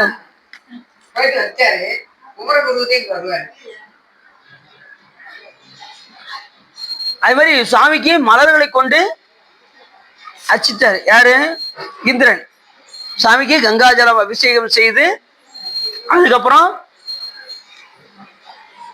இந்திராணியின் கைகளில் கற்பக விருட்ச மலர்களை பாதங்களில் அர்ச்சிக்க செய்து பிரதட்சணம் செய்தார். இப்ப என்ன மலர் வச்சிருந்தாரு? கற்பக விருட்ச மலர்களை கொண்டு சாமியை அர்ச்சிக்கிறது. கற்பக விருட்ச மலர் ரொம்ப நறுமணம் அப்படி இருக்குமா. அந்த மலர்கள் வந்து. இதெல்லாம் தேவலோகத்தில் உள்ள மலர்கள்லாம் வந்து பார்த்தீங்கன்னா மந்தாரம், அது தேவலோகத்துக்குரிய பூ மந்தாரம். அதே மாதிரி பாரிஜாத மலர், அது வந்து சொற்கலோகத்தில் இருக்கக்கூடிய நறுமணம் மிக்க மலர். அந்த மலரை எடுக்கிறதுக்கு தான் யார் போனா? அருணைநாத பெருமான் பாரிஜாத மலர் எடுக்கிறதுக்கு விண்ணுலகத்துக்கு சென்றார். எப்படி போனாரு? விண்ணுலகத்துக்கு எப்படி போனாரு? இதே உடம்போடைய போனாரு? இல்ல, கிளி உருவம் எடுத்து எங்க நம்ம திருவண்ணாமலையில இந்த கோபுரத்துக்கு மேல போய் தன்னுடைய உடம்ப கழட்டி ஒரு இடத்துல வச்சுட்டு கிளி உடம்புல போய் புகுந்து குடு விட்டு குடு பாய்ந்து அப்படி விண்ணுலகத்துக்கு சென்றார். போய் அந்த பாரிஜாத மலர்களை இந்திரன்ட்ட இருக்கக்கூடிய அந்த பாரிஜாத மலர்களை எடுத்து கொண்டு வந்து அந்த மன்னருக்கு வந்து கொடுக்க அவருடைய கண்ணு நல்லா தெரிய ஆரம்பிச்சது. அதுக்கப்புறம் இவர் வந்து பாக்குறாரு, இவருடைய சட்டையை காணோம். எந்த சட்டை? மனித உடம்பாகி அந்த சட்டையை காணோம். அது சம்பந்த அண்ணன் வரவங்கன்னு எரிச்சிடறான். உடனே அதே கிளி உருவத்தோடே சாமி திருவடியை போய் அடைந்தார். யாரு? அருணினார். கீழையும் இல்லாம மேலையும் இல்லாம அந்த இடத்துல சாமி திருவடி. அதே போல வாரிய சாமிகள் கீழையும் இல்லாம மேலையும் இல்லாம அப்படி பிளைட்ல. எப்படி? அதுவும் கரெக்டா திருத்தணி மாலைக்கு மேல முருகப்பெருமான் திருவடிக்கு கரெக்டா அந்த இடத்துல உயிர் புரிஞ்சதான். எவ்வளவு பெரிய சிறப்பு! இன்னொன்னா வாரியசாமி தன்னுடைய வாழ்நாள் முழுவதும் முருகப்பெருமானுக்கே செலவிட்டார். திருமணம் கல்யாணம் முடிச்சாரு, குழந்தை கிடையாது, இல்லறத்துல ஈடுபடல. திருமணம் முடிச்சாலும் இல்லறத்துல ஈடுபடாம கடைசி வரைக்கும் நெறியோடு வாழ்ந்திருக்காரு வாரியசாமி. இப்ப எவ்வளவு சிறப்பு பாருங்க. அந்த மனைவியும் அவங்களோட சேர்ந்து ஒத்துழைப்பு கொடுத்து அவங்க வழிபாடு பண்ண வச்சிருக்காங்க பாருங்க. அது எவ்வளவு பெரிய சிறப்பு! வாரியசாமியுடைய பெரும் சிறப்பு. யாருமே எழுத முடியாத திருப்புகளுக்கு விளக்கம்னா வாரியசாமியை தான் எழுதியிருக்காங்க. எல்லாரும் எழுத முடியாதுல்ல அப்படின்ட்டாங்க. சிக்கலான திருப்புகளுக்கெல்லாம் நிறைய பேரால விளக்கம் காண முடியல. அதுக்கெல்லாம் 12 நாள் போய் தவம் செய்து முருகப்பெருமான் சொல்லி அதுக்கப்புறம் விளக்கம் எழுதினாராம் வாரியசாமிகள். எப்படி இருக்கும் யோசிச்சு பாருங்க. ரொம்ப கஷ்டமான திருப்புகளுக்கெல்லாம் வாரியசாமிகள் விளக்கு, எல்லா பாட்டுக்குமே விளக்கு எழுதியிருக்காரு வாரியசாமி. அது எல்லாராலையும் முடியலையாம், வாரியசாமிகளால் மட்டுமே தான் அது முடிந்தது. இத்தனைக்கும் படிப்பு கம்மி தான், ஆனால் முருகப்பெருமான் திருவருள் இருந்ததுனால எல்லாத்துக்கும் அவர் அவருடைய வாழ்நாள் முழுவதும் சொற்பொழிவு இன்னொன்று என்னன்னா, அவர் பேசுறதுக்கு பணம் 10,000 கொடுக்கணும். அவர் கேட்க மாட்டாரு, ஆனால் கொடுப்பாங்க. அவர் நம்பி கொடுப்பாங்க. ஏன்னா சொற்பொழிவு அப்படி இருக்கும். 3 மணி நேரம் உட்காந்து அவர் வாட்டு பேசிட்டே இருப்பாரு, யாரும் எந்திக்க மாட்டாங்க. அந்த அளவுக்கு அவருடைய சொற்பொழிவு சிறப்பாக இருக்கும். ரெண்டாவது நகைச்சுவையோட பேசுவார். ரெண்டாவது பேசிக்கிட்டு இருக்கும்போது கூட கேள்வி கேட்பார். கேள்வி கேட்டு பக்கத்துல பரிசு கையில ரெடியா வச்சிருப்பாரு. ஒரு புஸ்தகம். அப்படிதானே சொன்னா? நீ பாத்துருக்கீங்களா? ஒரு புஸ்தகம் யாரு கரெக்டா சொல்றீங்களோ புஸ்தகம் ரெடியா இருக்கு அப்படிம்பாரு. சொன்னது உடனே அவங்களை கூப்பிட்டு வச்சு மேடையிலே வச்சு பரிசு கொடுப்பாரு. சின்ன பிள்ளைகளுக்குலாம் சாக்லேட் ரெடியா வாங்கி வச்சிருப்பாரு. சின்ன பிள்ளைங்க கரெக்டா பதில் சொல்லிச்சுன்னா சாக்லேட் எடுத்து கொடுப்பாரு. வாரியசாமி அவருடைய வாழ்நாள் முழுவதும் அவர் சம்பாதிச்ச பணம் எவ்வளவு தெரியுமா உங்களுக்கு? கடைசி அடிக்க கூட யோசிச்சேன், பணம் ரொம்ப வாங்கினாருன்னா அப்போ எவ்வளவு பணக்காரராக இருப்பாரு அப்படிலாம் நினைப்பேன் சின்ன பிள்ளைல. அதுக்கப்புறம் விவரம் தெரிஞ்சதுக்கு அப்புறம் தான் தெரியுது அவர் அத்தனையும் திருக்கோயில் கட்டுவதற்காக செலவிட்டு இருக்கின்றார் என்ற உண்மை. அதுக்கப்புறம் தான் தெரியுது. வள்ளிமலையில முருகப்பெருமான் திருக்கோயில் அவர் வாழ்நாள் சம்பாதிச்ச அத்தனை பணத்தையும் கொண்டு போய் செலவழிச்சு. அவர் கடைசி சம்பாதிச்ச பணம் எவ்வளவு தெரியுமா? 50 பைசா தான். அப்ப எவ்வளவு செலவு பாருங்க. கடைசி சம்பாதிச்ச பணம் எவ்வளவு? வெறும் 50 பைசா. அவர் எங்கனாலும் 365 நாளும் அவர் வீட்டிலே இருக்க மாட்டார். 365 நாளும் ஒவ்வொரு இடத்துலயும் சொற்பொழிவு, ஒவ்வொரு ஊர்லயே கூட்டு போயிடுவாங்க. அடுத்த வருஷத்துக்கு இப்பயே புக் பண்ணிடுவாங்க வாரியசாமியில. அப்ப எப்படி இருக்கும் பாருங்க. அப்படின்னு வாரியசாமியில பார்த்தா எனக்கு சொற்பொழிவுங்கிற ஆர்வம் ரொம்ப வந்தது. வாரியசாமி இப்படி பேசுறாங்களே, இவ்வளவு விஷயங்கள் தெரிஞ்சு வச்சிருக்காங்களே அப்படின்னு நமக்கு ரொம்ப இதா. அதே மாதிரி இந்த கைத்தல நிறைய பாட்டெல்லாம் வாரியசாமி பாடின மாதிரி தான் அப்படின்னு பாடி பார்ப்பேன். அதே மாதிரி எந்த ஆயும் எனக்கு அருள் தந்தையும் அது வாரியசாமி பாடின மாதிரி தான் அப்படின்னு பாடுறேன். இல்லைன்னா நமக்கு தெரியாது. இந்த அளவுக்கு நிறைய பேருக்கு முன்னோடியா இருந்திருக்காரு நமது வாரியசாமி. அப்படி இந்த பாரிஜாத மலர் வந்து விண்ணுலகத்தில் இருக்கக்கூடிய நறுமணம் மிக்க மலர். அப்புறம் சந்தனம் குளிர்ச்சி தரக்கூடிய மலர்கள். அதே மாதிரி ஹரிசந்தனம் என்று தேவலோக மலர். அதே மாதிரி கற்பக விருட்சம், இது வந்து பார்த்தீங்கன்னா இதுவும் தேவலோகத்தில் இருக்கக்கூடிய மலர் தான். கற்பக விருட்சம் நினைத்தது தரக்கூடியது இந்த கற்பக விருட்ச மரத்தில் வரக்கூடிய இந்த மலர்கள். இந்த கற்பக விருட்சம் மரம் வந்து எது கேட்டாலும் தருமா? ஒருத்தன் நேரம் வந்தான், அந்த மரத்துக்கிட்ட நிழல்ல கொஞ்ச நேரம் அப்பாட அப்படின்னு வந்து அந்த மரம் நிழல்ல நின்னதும் என்ன ஆச்சு, அவனுக்கு திடீர்னு ஒரு யோசனை வந்துச்சு. ரொம்ப தாகமா இருக்கே, கொஞ்சம் இந்த இடத்துல தண்ணி கிடைச்சா நல்லா இருக்கும்னு நினைச்சான். உடனே தண்ணி வந்துருச்சு. ஏன்னா நினைச்சதை கொடுக்கக்கூடியது இது இந்த கற்பக உடனே தண்ணியை நல்லா குடிச்சான். கொஞ்ச நேரம் இருந்து நேரம் கொஞ்சம் சாப்பாடு கிடைச்சா நல்லா இருக்கும் அப்படின்னா சாப்பாடு வந்துருச்சு. உடனே நல்லா சாப்பிட்டான், திருப்தியா சாப்பிட்டான். அப்படின்னு ஏப்ப அடுத்து என்ன ஆகும் நீங்களே யோசிச்சு பார்த்துக்கோங்க. ஒரு கட்டில் இருந்தா சுகமா தூங்கலாம்னு நினைச்சான். உடனே கட்டில் வந்துருச்சு. இதுல போய் படுத்து வரங்கன்னா எப்படி இருக்கும்னு நினைச்சான். போய் படுத்துக்கிட்டான். படுத்திருக்கும் போதே அப்படி உறங்க வேண்டியதானே. இந்நேரம் ஏதாவது நம்ம தனியா ஒரு காட்டுல இருக்குமே, இந்நேரம் ஏதாவது ஒரு பேய் வருமோ அப்படின்னா பேய் வந்துச்சு. நம்ம அடிச்சிருமோன்னா அடிச்சிருச்சு. அடுத்த வந்து நம்ம இறந்துருவோமோ நினைச்சா என்ன நினைச்சாரோ அத்தனை நடந்துச்சு. அது நினைச்சதை கொடுக்குவா. பேய் வருமோ, நம்மளை அடிக்குமோ, நம்ம இறந்து வருமோ நினைச்சா அதுபடி இறந்து போயிட்டான். அப்ப அப்படி எல்லாம் கேட்கறது கொடுக்கல. அப்ப அவன் உயர்ந்ததை கேட்டிருந்தான்னா அது கண்டிப்பா கொடுத்துருக்கும்ல. அது தெரியாம இங்க பேய் வந்திருக்குமோ, நம்ம இறந்துருவோமோ அப்படின்னா அது வழி. சரி, அப்படி இந்த கற்பக விருட்ச மலரை கொண்டு சுவாமியை பூசித்தார். யாரு? இந்திராணி. அவருடைய கையில கொடுத்து அந்த கற்பக விருட்ச மலரை கொடுத்து கைலாசபதி ஆகிய சிவபெருமானை அச்சிக்கும்படி சொல்லி, பெருமானம் அச்சிக்கும் போதெல்லாம் குறைஞ்சது நீ உங்களுக்கு ரொம்ப டயம் இல்லாட்டாலும் குறைஞ்சது ஒரு 8 போட்டியாவது சொல்லி சிவபெருமானம் என்ன பண்ணணும்? ஈசன் அடி போற்றி, எந்த அடி போற்றி தேசன். ரொம்ப அதாவது உங்களுக்கு டயம் இல்லைன்னா, டயம் இருந்ததுன்னா எந்த பாட்டை படிக்கணும்? வேட்டாகி விண்ணாகி இந்தாகி போட்டி. அதுக்கப்புறம் இன்னும் கொஞ்சம் டயம் இருந்துச்சுன்னா 1008 போட்டி எடுத்துடணும். இப்ப நெட்லாம் பாத்தீங்கன்னா நிறைய ஆப்ஷன்கள் இருக்கு. விஷ்ணு பூசித்த 1008 போட்டி இருக்கு. அவருடைய அஷ்டோத்திரம் இருக்கு, சகஸ்திரநாமம் இருக்கு. விஷ்ணு பூஜித்த சகஸ்திரநாமம் அவர் 1008 மலர்களை கொண்டு அடிச்சுட்டே பாருங்க. அந்த இதெல்லாம் உள்ள இருக்கு.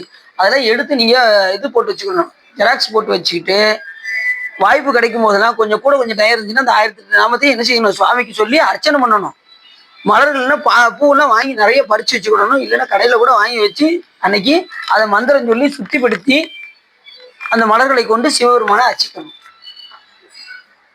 அப்படின்னு திருவள்ளுவரில் எப்படி பூசிச்சாரோ அங்கேயே போயாச்சு. விஷ்ணு பூசித்த இடத்துக்கே போய் அவர் அங்கே பூசிச்சார் பாருங்க. அதே மாதிரி பூசிக்க ஒரு வாய்ப்பு கிடைச்சிது. வாய்ப்பு எங்கெங்கெல்லாம் ஒரு வாய்ப்பு கிடைக்கும் அங்கெல்லாம் சாமியை அந்த 1008 நாமங்களை சொல்லி சாமி என்ன செய்யணும்? அர்ச்சிக்க முடிந்த அளவுக்கு முயற்சி செய்யணும். ஏற்கனவே உங்களுக்கு சொல்லியிருக்கேன், எவ்வளவு நேரம் நீங்க சாமிக்காக பயன்படுத்துறீங்களோ அந்த காலங்கள் தான் நமக்கு கடைசி காலத்துல துணைக்கு வரும். மற்ற காலங்கள் நமக்கு துணைக்கு வரவே வராது. அதனால இதெல்லாம் பயன்படுத்திக்கணும். இந்த 1 மணி நேரம் சொற்பொழி கேட்கறத பயன்படுத்திக்கிட்டோம்னா கடைசி காலத்துல நமக்கு துணைக்கு வரும். மற்ற எதுவும் நமக்கு துணைக்கு வராது. அதனால இதெல்லாம் புண்ணிய காலம், நமக்கு சிவ புண்ணியம். இதெல்லாம் சிவபெருமானுடைய புகழை கேட்கறது என்ன புண்ணியம்? சிவ புண்ணியம். அதனாலதான் இப்ப நமக்கு இந்த வாய்ப்பு கிடைச்சிருக்குன்னா ஏற்கனவே நம்ம பயன்படுத்துறதுனால இது கிடைச்சிருக்கு. முற்புறையில நம்ம ஏற்கனவே இந்த சிவபுண்ணியம் நிறைய செலவிட்டதுனால நமக்கு இது கிடைச்சிருக்கு. இல்லைன்னா இது கிடைக்காது. ஏற்கனவே வாணனை வாயார ஏத்தியும் ஆதரித்தும் வழிபடும் அதனால நமக்கு இந்த நிலை கிடைச்சு. இப்ப இந்த பிறகு இன்னும் நல்லா வழிபாடு பண்ணோம்னா அடுத்த பிறகு இதை விட டக்குன்னு என்ன செய்யும்? குழந்தையில இருந்தே வந்துடும் நமக்கு. அவங்களுக்கு அப்படி பாதங்களில் அச்சிக்க செய்து பிரதட்சணம் நமஸ்காரங்களை செய்து அப்ப சாமி என்ன செஞ்சிடும்? வளம் வரணும், பிரதட்சணம் பண்ணணும். பிரதட்சணம் செய்தோம்னா ஆக்க யார் பயனன் அரண் கோயில் வளம் வந்து இந்த உடம்பு கொடுத்தேன் பயன் சிவபெருமான திருக்கோயில போய் வளம் வர வேண்டும். நமஸ்காரம் பண்ணணும். பெண்களுக்கு என்ன நமஸ்காரம், ஆண்களுக்கு என்ன நமஸ்காரம்?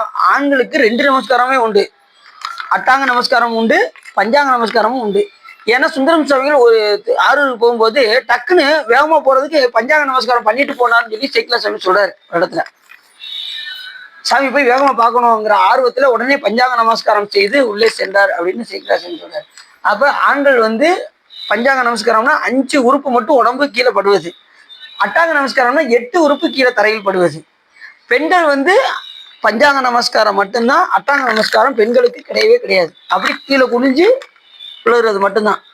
8 உறுப்பும் உங்களுக்கு கீழே படவே கூடாது. புரியுதா உங்களுக்கு? அட்டாங்க நமஸ்காரம், பஞ்சாங்க நமஸ்காரம். அப்படி நமது ஆத்மா சிறப்பை உண்டு பண்ணி கொண்டு உடனே அங்க கைலாசபதியில போய் ஜலத்தினால் அபிஷேகம் செய்து கற்பக விருட்ச மலரை கொண்டு அர்ச்சித்து உடனே திரும்பி வந்தார். எங்க தன்னை இருப்பிடத்துக்கு திரும்பி வரும்போது அப்போது ஒரு அசிரீதி வாணியினால் ஏவப்பட்டு, வாணினா யார் தெரியுமா உங்களுக்கு? சரஸ்வதி தேவி. வாணியினால் உண்டு பண்ணி கைலாசபதி சங்கரனே புண்ணிய சேத்திரத்தில் அப்ப சொல்றேன், இந்த கைலாசபதி ஆகிய சங்கரனே புண்ணிய சேத்திரத்தில் தியாகராஜ மூர்த்தியாக விளங்குகின்றார் அப்படின்னு அசீதியா யார் சொல்றா? வாணி தேவி சொல்லவும் உடனே அப்ப அந்த தேசத்துக்கு நாம போகணும், தென் திசைக்கு நாம் போய் சென்று தியாகராஜ பெருமானை வழிபாடு செய்ய வேண்டும் என்று விரும்பி இப்ப விமானத்தை எங்க கிளப்பிட்டான்? கைலாசபதிக்கு போயிட்டு நேரா திருவாரூருக்கு வருவதற்கான முயற்சிகளை எடுத்து இந்திராணியுடன் விமானம் ஏறி தென் திசையை நோக்கி வந்து கொண்டிருந்தார். அப்போது அவரது விமானத்தை கண்ட பல்லரோமன் என்னும் அரக்கன் மலை போல் பறந்து வந்து அவ்விமானத்தின் மீது விழுந்து அவர்களையும் தகைக்க துணிந்தான். அவர் எப்படியாவது கீழே தள்ளிவிட்டு அவங்கள உயிரை எடுக்க வேண்டும் என்று விரும்பினான் இந்த பல்லரோமன் என்கின்ற அரக்கன். காமசாரியாகிய செல்லவல்ல அவ்விமானமானது அரக்கன் வலுவை தாங்க முடியாமல் தலைகீழாக திரும்பி கங்கா யமுனா சங்கமத்தின் பிரவாகத்தில் வீழ்ந்தது. அந்த மூணு நதியை சந்திக்கிற இடத்துல அந்த விமானமானது கீழே விழுந்தது. யார் போய் கொண்டது விமானம்? இந்திரனும் அவருடைய மனைவி இந்திராணியும் போகக்கூடிய விமானம் அந்த திரிவேணி சங்கமத்துல வந்து வந்துச்சு. திரிவேணி சங்கமம் யார் போயிருக்கா? காசிக்கு போயிருக்கோம். இங்க பாருங்க, காசிக்கு நாங்க போயிருக்கோம். அங்க இருக்கக்கூடிய திருவேணி சங்கமத்துக்கு நாங்க போனது இல்லை. போயிருக்காங்க, 2 பேர் போயிருக்கீங்க. இந்த வட்டம் நாங்க போகிற சூழ்நிலை அப்படி ஆகிப்போச்சு. வெறும் காசியை மட்டும் பார்த்துட்டு வர்ற மாதிரி ஆகிப்போச்சு. அடுத்த கண்டிப்பா திரிவேணி சங்கமும் போயான். கங்கை ஒரு பக்கம் வரும், யமுனை ஒரு பக்கம் வரும், சரஸ்வதி ஒரு பக்கம், 3 நதியை சேரக்கூடிய இடம் திரிவேணி சங்கமம். அது ஒவ்வொன்றும் ஒவ்வொரு திசையில இருந்து வரும். கரெக்டா வந்து காசிக்கு பக்கத்துல கிட்டத்தட்ட நீங்க அங்க இருந்து காசில இருந்து ஒரு 4 மணி நேரம் டிராவல் பண்ணணும். அப்படின்னாதான் திரிவேணி சங்கமம் போக முடியும். கொஞ்சம் புத்திசாலி என்ன பண்ணுவாங்க தெரியுமா? நேரம் திரிவேணி சங்கமத்துல இறங்கிடுவாங்க. இறங்கி முதல்ல ஸ்நானம் பண்ணிட்டு அதுக்கப்புறம் அங்க இருந்து வண்டி பிடிச்சிதான் எங்க வருவாங்க? காசிக்கு. நாங்க முதல் போகும்போது என்ன, நாங்க நேரம் காசிக்கே போயிட்டோம். அதுக்கப்புறம் வண்டி பிடிச்சி மறுபடியும் ரயில்வே ஸ்டேஷன் இங்க வந்து 4 மணி நேரம் வந்து திரிவேணி சங்கமம் நீராடி மறுபடியும் காசிக்கு வந்தோம். ஏன்னா அப்ப நாங்க 1 வாரம் போட்டிருந்தோம். காசிலேயே 1 வாரம் இருக்கணும் அப்படின்னு சொல்லி ஒவ்வொரு இடமா போயிட்டு வந்து காசியில வந்து காசி அவ்வளவு சிறப்பான புண்ணிய சேத்திரம். காசின்னு பேரை கேட்டாலே நமக்கு புண்ணியம். காசிங்கிற பேரை கேட்கறது அவ்வளவு புண்ணியம். அந்த தலத்துக்கு போனா அதை விட புண்ணியம். அங்க போய் பெருமானை வழிபாடு பண்ணா அதை விட பெரிய புண்ணியம். இப்படி நமக்கு ஒவ்வொருத்தருக்கும் புனித யாத்திரைன்னு ஒண்ணு உண்டு, தெரியுதா உங்களுக்கு? இப்ப கிறிஸ்டினுக்கு புனித யாத்திரை எது?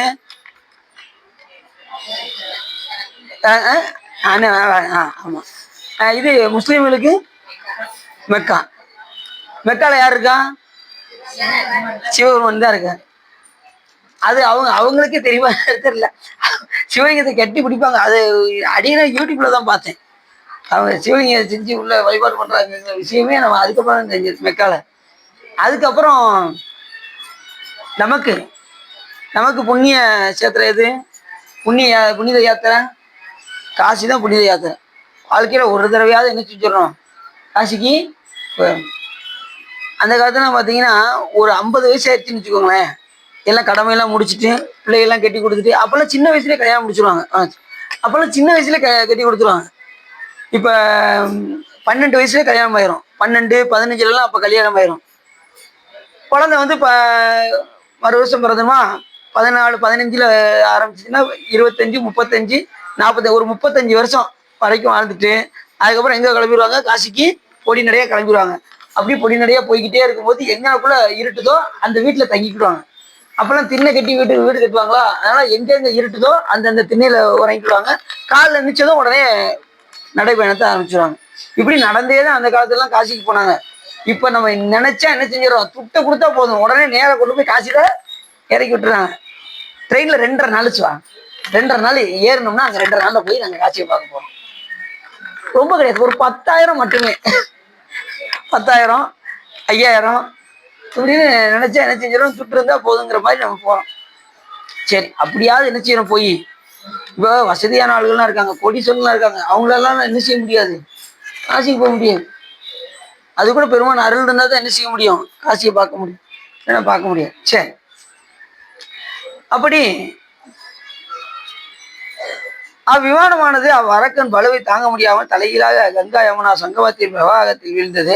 அரக்கனுடைய கையை அடையாமல் இந்திராணியும் இந்திரனும் கங்கை வெள்ளத்தில் திடீரென்று விழுந்தார்கள். கங்கையில மட்டும் போய் திடீர்னு விமானம் இங்க விழுந்துச்சு, இவங்க 2 பேரும் எங்க விழுந்தாங்க? கங்கையில போய் விழுந்தாங்க.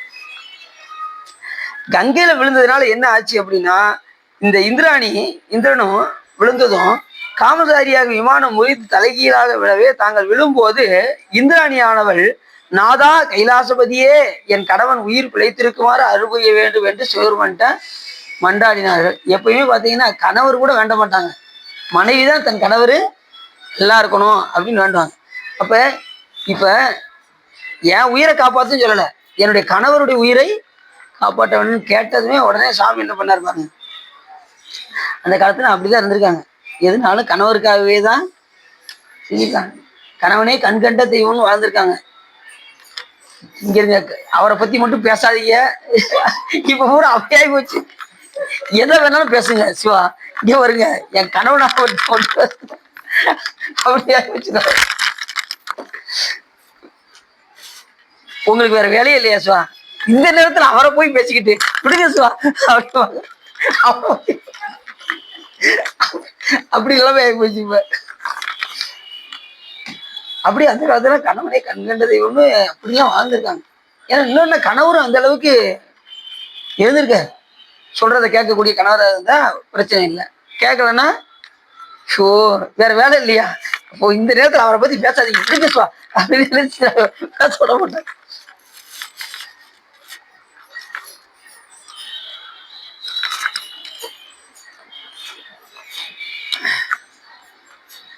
தன்னுடைய கணவன் பிழைத்திருக்குமாறு அருள் புரிய வேண்டும் என்று கேட்டதும் உடனே எங்களுக்கு நேரிட்ட கொடிய துன்பத்தை காத்தருள வேண்டும் என்று பரமேஸ்வரனை மனதினால் துதித்துக் கொண்டு இந்திரனுடன் வெள்ளத்தில் வீழ்ந்து மூழ்கினாள். இந்திராணியுடன் பிரார்த்தனையை கேட்ட பக்த ரட்சகரான தியாகேச பெருமான் கங்காதேவியை ஏவினாள். சிவபெருமான் என்ன பண்ணாரா? கங்காதேவியை ஏவினதும் கங்காதேவி என்ன பண்ணாங்க அப்படின்னா, நேரா போய் அவங்களுக்கு முன்னாடி போய் நின்று ஒரு விமானத்தை ஏற்படுத்தி கொண்டு, நான் கங்காதேவி பரஞ்சோதியினால் ஏவப்பட்டு நான் இந்த விமானத்துடன் உங்கள் முன் தோன்றியிருக்கின்றேன் என்று கங்காதேவி யாருக்கு முன்னாடி சொன்னாங்க? இந்திரனுக்கும் இந்திரானுக்கு முன்னாடியும் வந்து கங்காதேவி வந்து இருந்தார். ஒரு விமானத்தோடு வந்துட்டாங்க. நீங்கள் பயத்தை அடைய வேண்டாம் என்று இந்த விமானத்தில் ஏறிக்கொள்ளுங்கள் என்று கங்காதேவி சொல்ல, அரை முகூர்த்தம் செல்வதற்குள் உங்களை நான் புண்ணிய சேத்திரத்தில் கொண்டு போய் விடுகின்றேன் என்று சொல்ல. அரை முகூர்த்தம்னா எவ்வளவு நேரம் தெரியுமா உங்களுக்கு? அரை முகூர்த்தம் 1.25 நாளைக்கு. 1.25 நாள். இப்ப ஒரு நாளிகைங்கிறது 24 மணி, அதாவது 24 நாட்கள், 24 நிமிஷம். ஆமா, 24 நிமிஷம். ஒரு நாளிகைங்கிறது 24 நிமிஷம். 1.25 நாளிகைன்னா 45 நிமிஷம். அப்படிதானே? 45 நிமிஷத்துக்குள்ள உங்களை விடுறேங்கிறது தான் அரை முகூர்த்தத்துக்குள் அப்படின்னு சொல்லி சொல்றேன். அரை முகூர்த்தம் செல்வதற்குள் உங்களை நான் புண்ணிய சத்திரத்தில் கொண்டு போய் விடுகின்றேன். நீங்கள் அவ்விடத்தில் தியாக பிரபுவை பணிவதற்குள் உங்கள் விமானமும் அங்கு வந்து சேரும். இதில் சீக்கிரமாக ஏறிக்கொள்ளுங்கள் என்று கங்காதேவி வேண்டினான். வேண்டதும் உடனே 2 பேரும் என்ன பண்ணிட்டாங்க? அந்த விமானத்தில் ஏறினாங்க. இப்ப யாரு கூட்டு போறான்? கங்காதேவி அந்த விமானத்தை ஏற்றிக்கொண்டு அவர்களை அழைத்து செல்கின்றார். அப்போது தேவதம்பதிகள் பக்தரட்சகரான பரமேஸ்வரனுடைய கருணையை பற்றி மிக ஆச்சரியம் அடைந்து ஆபத்தில் இருந்து நீங்கியவர்களாகிய கங்காதேவியையும் பலவாறு புகழ்ந்து அவ்விமானத்தில் ஏறிக்கொண்டார்கள். தெய்வத்தன்மை வாய்ந்த இந்திரனும் இந்திராணியும் அந்த நிமிஷ நேரம் வரையில் ஆகாச சஞ்சரி விமானத்தில் ஏறி இருந்தார்களே அல்லாமல் ஜலத்தில் சஞ்சரிக்கும் விமானத்தை. இப்ப அந்த விமானம் எப்படி போகுதான்? தண்ணிக்குள்ள போகுதான், மேல போகல. விமானம் எப்படி போகுது? அவங்க வந்து விமானம் மேல கூடி வந்தாங்க, இப்போ வந்து இப்ப தண்ணிக்குள்ளே கூடியே போறாங்க. கங்காதேவி அது அப்படிப்பட்ட விமானத்தை கொண்டு வந்து இப்ப தண்ணிக்குள்ளே மூழ்கி செல்லுமாறு பணித்து விமானத்தை காணாதால் மிக்க ஆச்சரியத்தின் அதை ஆனந்தமுற்று ஏறிக்கொண்டார்கள். பார்த்தா கங்காதேவினால் செலுத்தப்பட்ட அந்த ஜல விமானமானது கங்கா ஜலத்துக்குள் செல்லுகையில் அவர்கள் சில இடங்களில் சிவந்த பவள கொடிகளையும் சில இடங்களில் அழகிய முத்துக்களையும், அந்த கடலுக்குள்ள போகும்போது எப்படி இருக்கும் அந்த முத்துக்கள் இது விளைகிறது எல்லாத்தையுமே நம்ம பார்த்துட்டே போறாங்க. சில இடங்களில் ஹம்சம் சர்வாகம், ஹம்சம்னா அன்னப்பறவைகள், சக்கரவனா சக்கரவாக பறவைகள், அதெல்லாம் தண்ணிக்குள்ள நீர் இருக்கான், அதெல்லாம் பார்த்துக்கிட்டே போறாங்க. ஜலபட்சிகள்னா எத்தனையோ பறவைகள் எல்லாம் அந்த தண்ணிக்குள்ள வாழுது.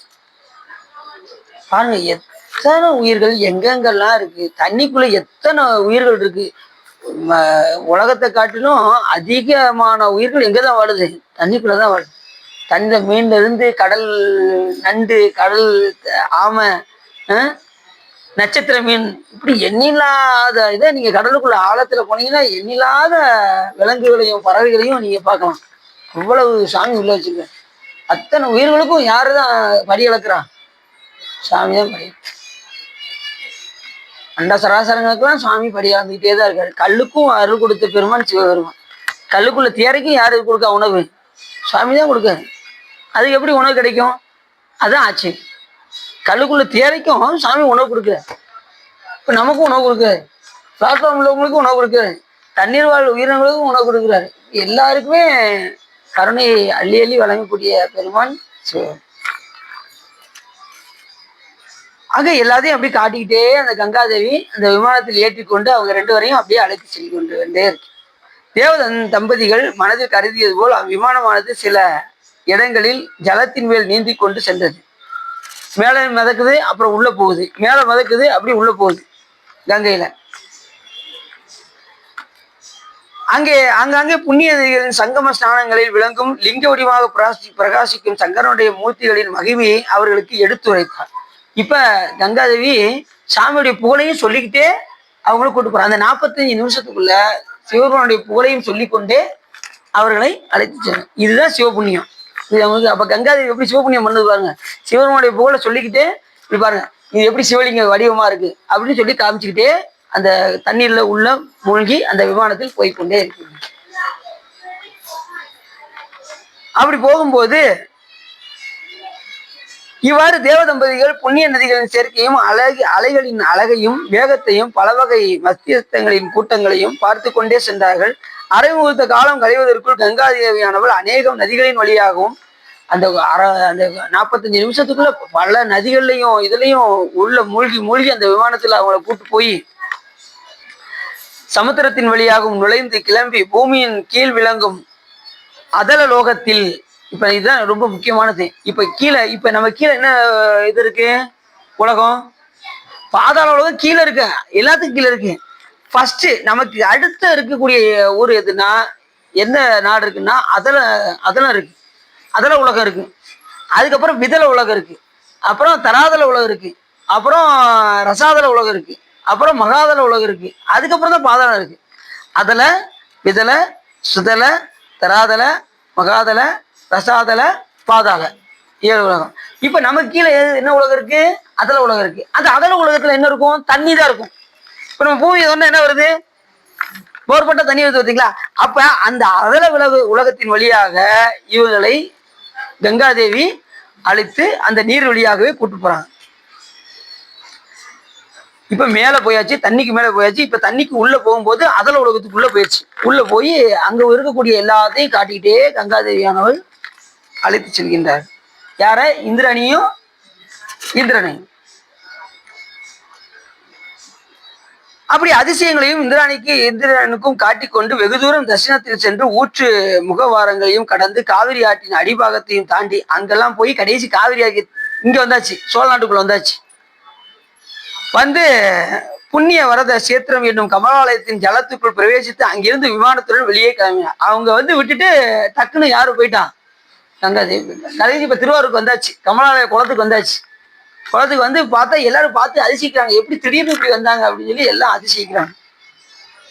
திடீரென்று வெளியே கிளம்பி தோன்றிய விமானத்தையும் அதில் முன்னால் ஒரு ஸ்திரீயும் உள்ள இந்திரனும் இந்திராணியும் வீட்டிருப்பதை பார்த்து மகரிஷிகள் எல்லாம் மற்றவர்கள் எல்லாம் வியப்புடன் நோக்கி பார்த்தார்கள் அவர்கள் இருவரையும்.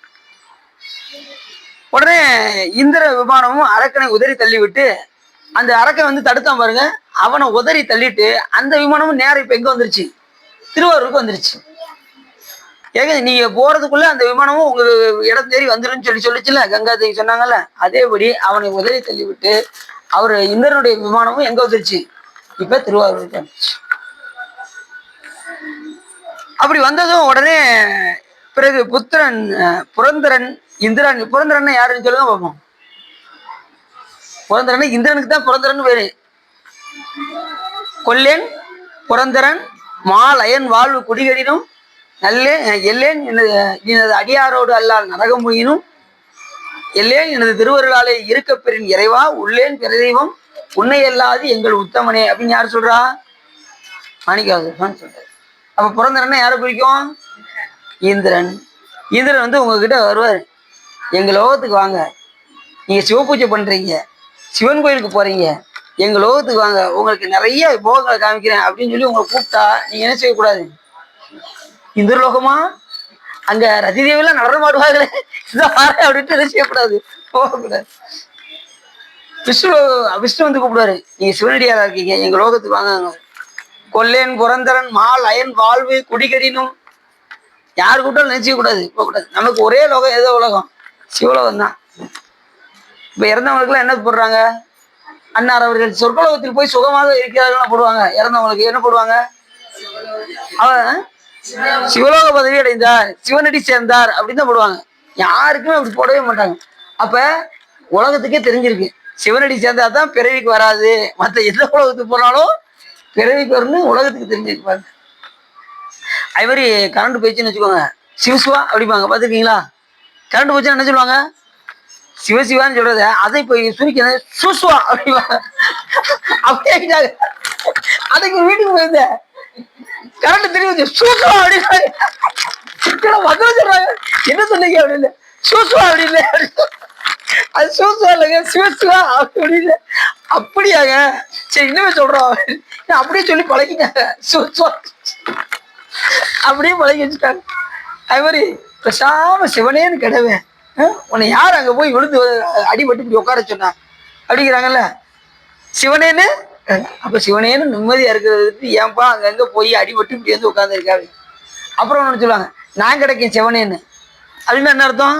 சிவனேன்னு நிம்மதியா இருக்கேன், என்னை ஏன்பா வம்புக்கு இழுக்கிறீங்க அப்படின்னு அர்த்தம். அப்ப நிம்மதினா யாரு? சிவபெருமான் என்பதை பார்க்க. நிம்மதி யார்கிட்ட தான் கிடைக்கும்? சிவபெருமான் தான் கிடைக்கும். மனக்கவலை யாரு போக்க வைப்பான்? சிவபெருமான் தான் போக்க வைப்பார். தனக்கு ஓமை இல்லாதான் தாள் சேர்ந்தார்கல்லால் மனக்கவலை மாற்றல் அரிது, வேற யாராலும் போக்கவே முடியாதான், அரிதுன்ட்டு சாமி ஒருத்தர் தான் அதை போக்குவார். அப்படி தீர்த்தங்களில் ஸ்நானம் செய்து தேவாலயத்துக்குள் சென்று தியாகராஜ பெருமானை விதிப்படி வணங்கி துதித்து அபிஷேகம் செய்வித்து சிறந்ததொரு உற்சவத்தையும் நடத்தி வைத்தான் இந்திரன். ஈஸ்வர தம்பதிகள் தேவ தம்பதிகள் கண்டு போற்றி கழிந்த பிறகு தாங்கள் கைலாசத்துக்கு சென்று திரும்புகையில் ஒரு கொடிய அரக்கனால் தாங்கள் இந்த விஷயத்தெல்லாம் போய் சாமி தரிசனம் பண்ணிட்டு வரும்போது இந்த மாதிரி நிகழ்ச்சியெல்லாம் நடந்தது, சுவாமியுடைய கருணையினால நாங்க கங்காதியை கொண்டு வந்து இங்க சேர்த்தாங்க அப்படிங்கிற விஷயத்தெல்லாம் இந்த மகரிஷிட்ட இந்த இந்திரனும் இந்திராணியும் எடுத்து விவரத்தெல்லாம் எடுத்து சொல்றாங்க. அப்படி சுவாமியுடைய புகழெல்லாம் ஆளாளுக்கு அங்க வச்சு பேசுறாங்க. எங்க வச்சு? திருவாரூர்ல வச்சு சுவாமியுடைய புகழையெல்லாம் பேசிக்கொண்டு இருக்கின்றார். கங்காதி மூலம் ஜல விமானத்தில் வழியே வந்த திருவாரூர் சேத்திரத்தை அடைந்த விஷயத்தையும் இந்திரனால் சொல்லப்பட்ட அனைவரும் ஈஸ்வரனுடைய காருண்ய மேன்மையை பலவாறு புகழ்ந்து துதித்தார்கள். இப்ப எல்லாருமே சாமியுடைய புகழெல்லாம் எடுத்து எடுத்து விரித்து விரித்து பேசினார்கள். அடியாரெல்லாம் அப்படிதான் இருக்கணும். சாமியுடைய புகழை சும்மா 5 நிமிஷம்லாம் பேசக்கூடாது, விரித்து விரித்து பேசணும்.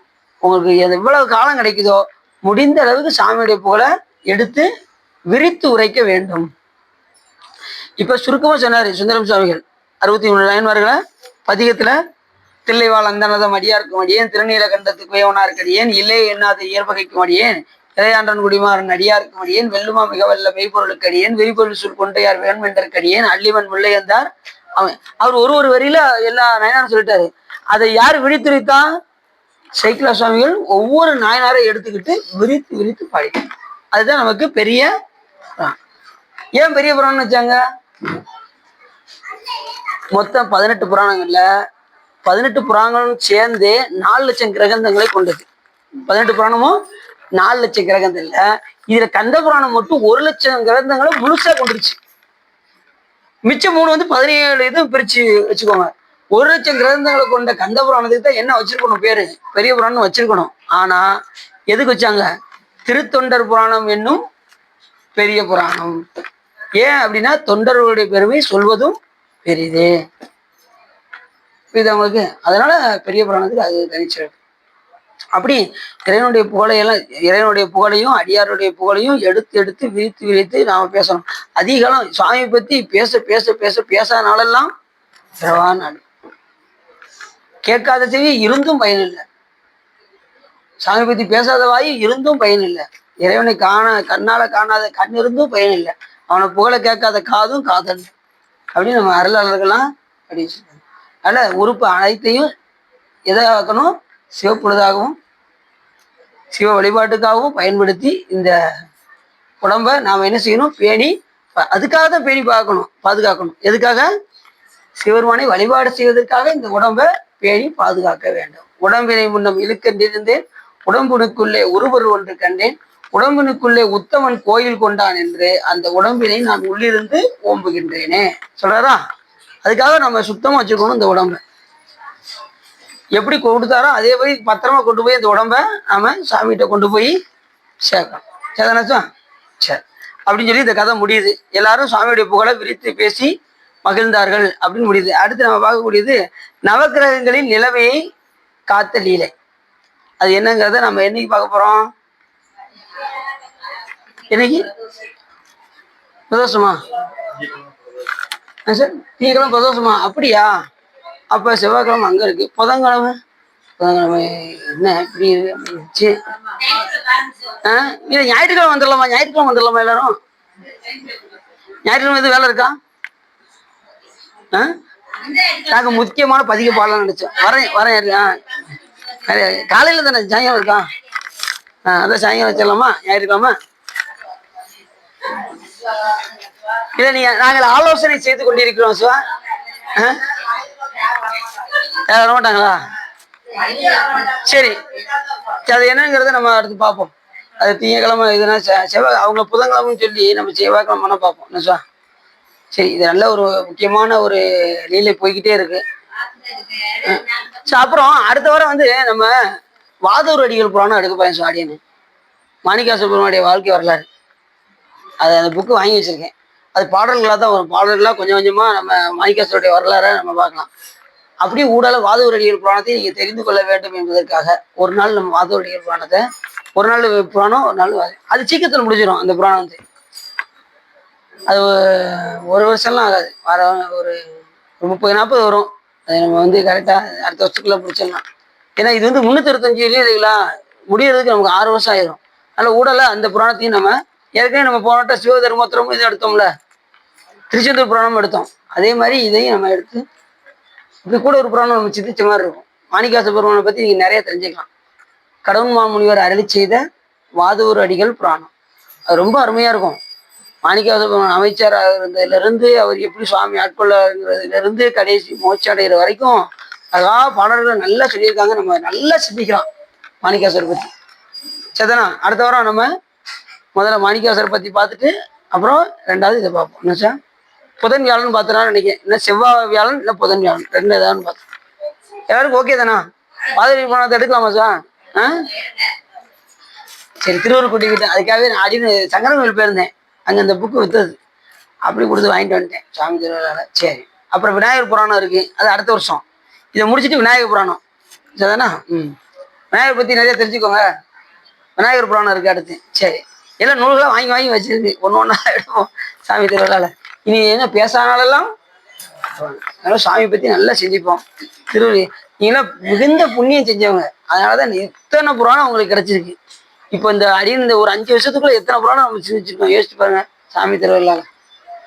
இந்த மாதிரி ஒரு வாய்ப்பை நாம பயன்படுத்தி கொள்ள வேண்டும் என்று யாரும் உள்ளம் நிறைந்து உகை சிறந்து இந்த புராணத்தை நீங்கள் கேட்டது உங்களுடைய வல்வினை கலைந்து திருவருள் உரையும் என்று சொல்லி திருப்புகழ் பாடி அடியின் உரையை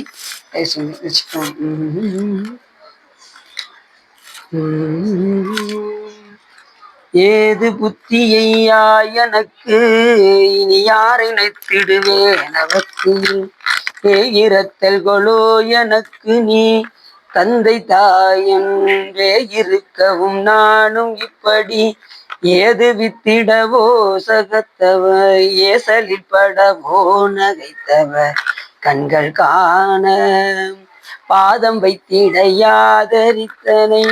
தாளில் வைக்க நீயே மறுத்திடு பானகை குமையா தகப்பனும் மைந்தனோடி பால்மொழி குரலோட விட்டினி யாரெடுப்பதனா வருத்தன பார்விடுப்பர்களோ எனக்கினி சிந்தியாதோ ஓத முற்றடு பால் கொதித்தது போல எட்டிகை நீசமுட்டரை யோட வெட்டிய பானு சக்திகை எங்கள் கோவே ஓதமுச்சடையாட உற்றமர் மான்மழுக்கரமாட பொற்களல் ஓசை பெற்றிடவே நடித்தவர் தந்த வாழ்வே மாதினை புனமீதிருக்குமை வாழ்வெளி கூற மாதினை திரு மார்பனை தமையூர அற்புத கந்தவேலே மாறன் வெற்றிகொள் பூமுடிக்குல நாள்விய புற நீடு வைத்தவர் வாழ்திருத்தனி மாமலை பதி தம்பிரானே தம்பிரானே தம்பிரானே. கைலாய பரம்பரையின் சிவஞான போது நெறிகாட்டும் வெண்ணை பயில்வாய் மிகண்டான் தந்ததிக்கோர் மெய்ஞான பானுவாகி குயிலாரும் பொழில் திருவாவூர் தெரிவாள் குரு நமச்சிவாய் தேவன் சைலாதி மரபடியோன் திருமரபணி இடூலி தலைக மாதோ பவப்பெரும் கடலை கடந்ததற்கு பரமன் வகுத்த அருள்நெறியை ஓப்புடன் உயிர்கள் கடைபிடித்து உய்ய உதவும் துரசை ஆதீனத்தில் தவ பிரகாசன் தரணியில் எங்கும் தன்னருள் செங்கோல் உச்சியம் சிவப்பிரகாச தேசியன் மலத்தால் சென்னியில் கொண்டு போட்டுதுமே பான்முகில் வளாதுமிக மலிவளம் சுரக்க மன்னன் கோன்முறை அரசு செய்க குறைவிலா தீர்கள் வாழ்க நான்முறை அறங்கள் ஓங்க நற்றவம் வேள்வி மல்க மேன்முகள் சைவ நீதி விளங்குக உலகம் எல்லாம் வையம் நீடுக மாமலை மண்ணுக மெய் விரும்பிய அன்பர் விளங்குக சைவ நன்னெறிதான் தலை தூங்குக தெய்வன் திருநீர் சிறக்கவே திருச்சிற்றம்பலம் பார்வதீபதையே தென்னாருடைய துணையை போற்றி வெற்றிவேல் முருகனுக்கு திருச்சிற்றம்பலம் தில்லையம்பலம் பொன்னம்பலம் அருணாச்சலம் ஏகாம்பரம் ஆரூரா தியாகேஸ்வரம்.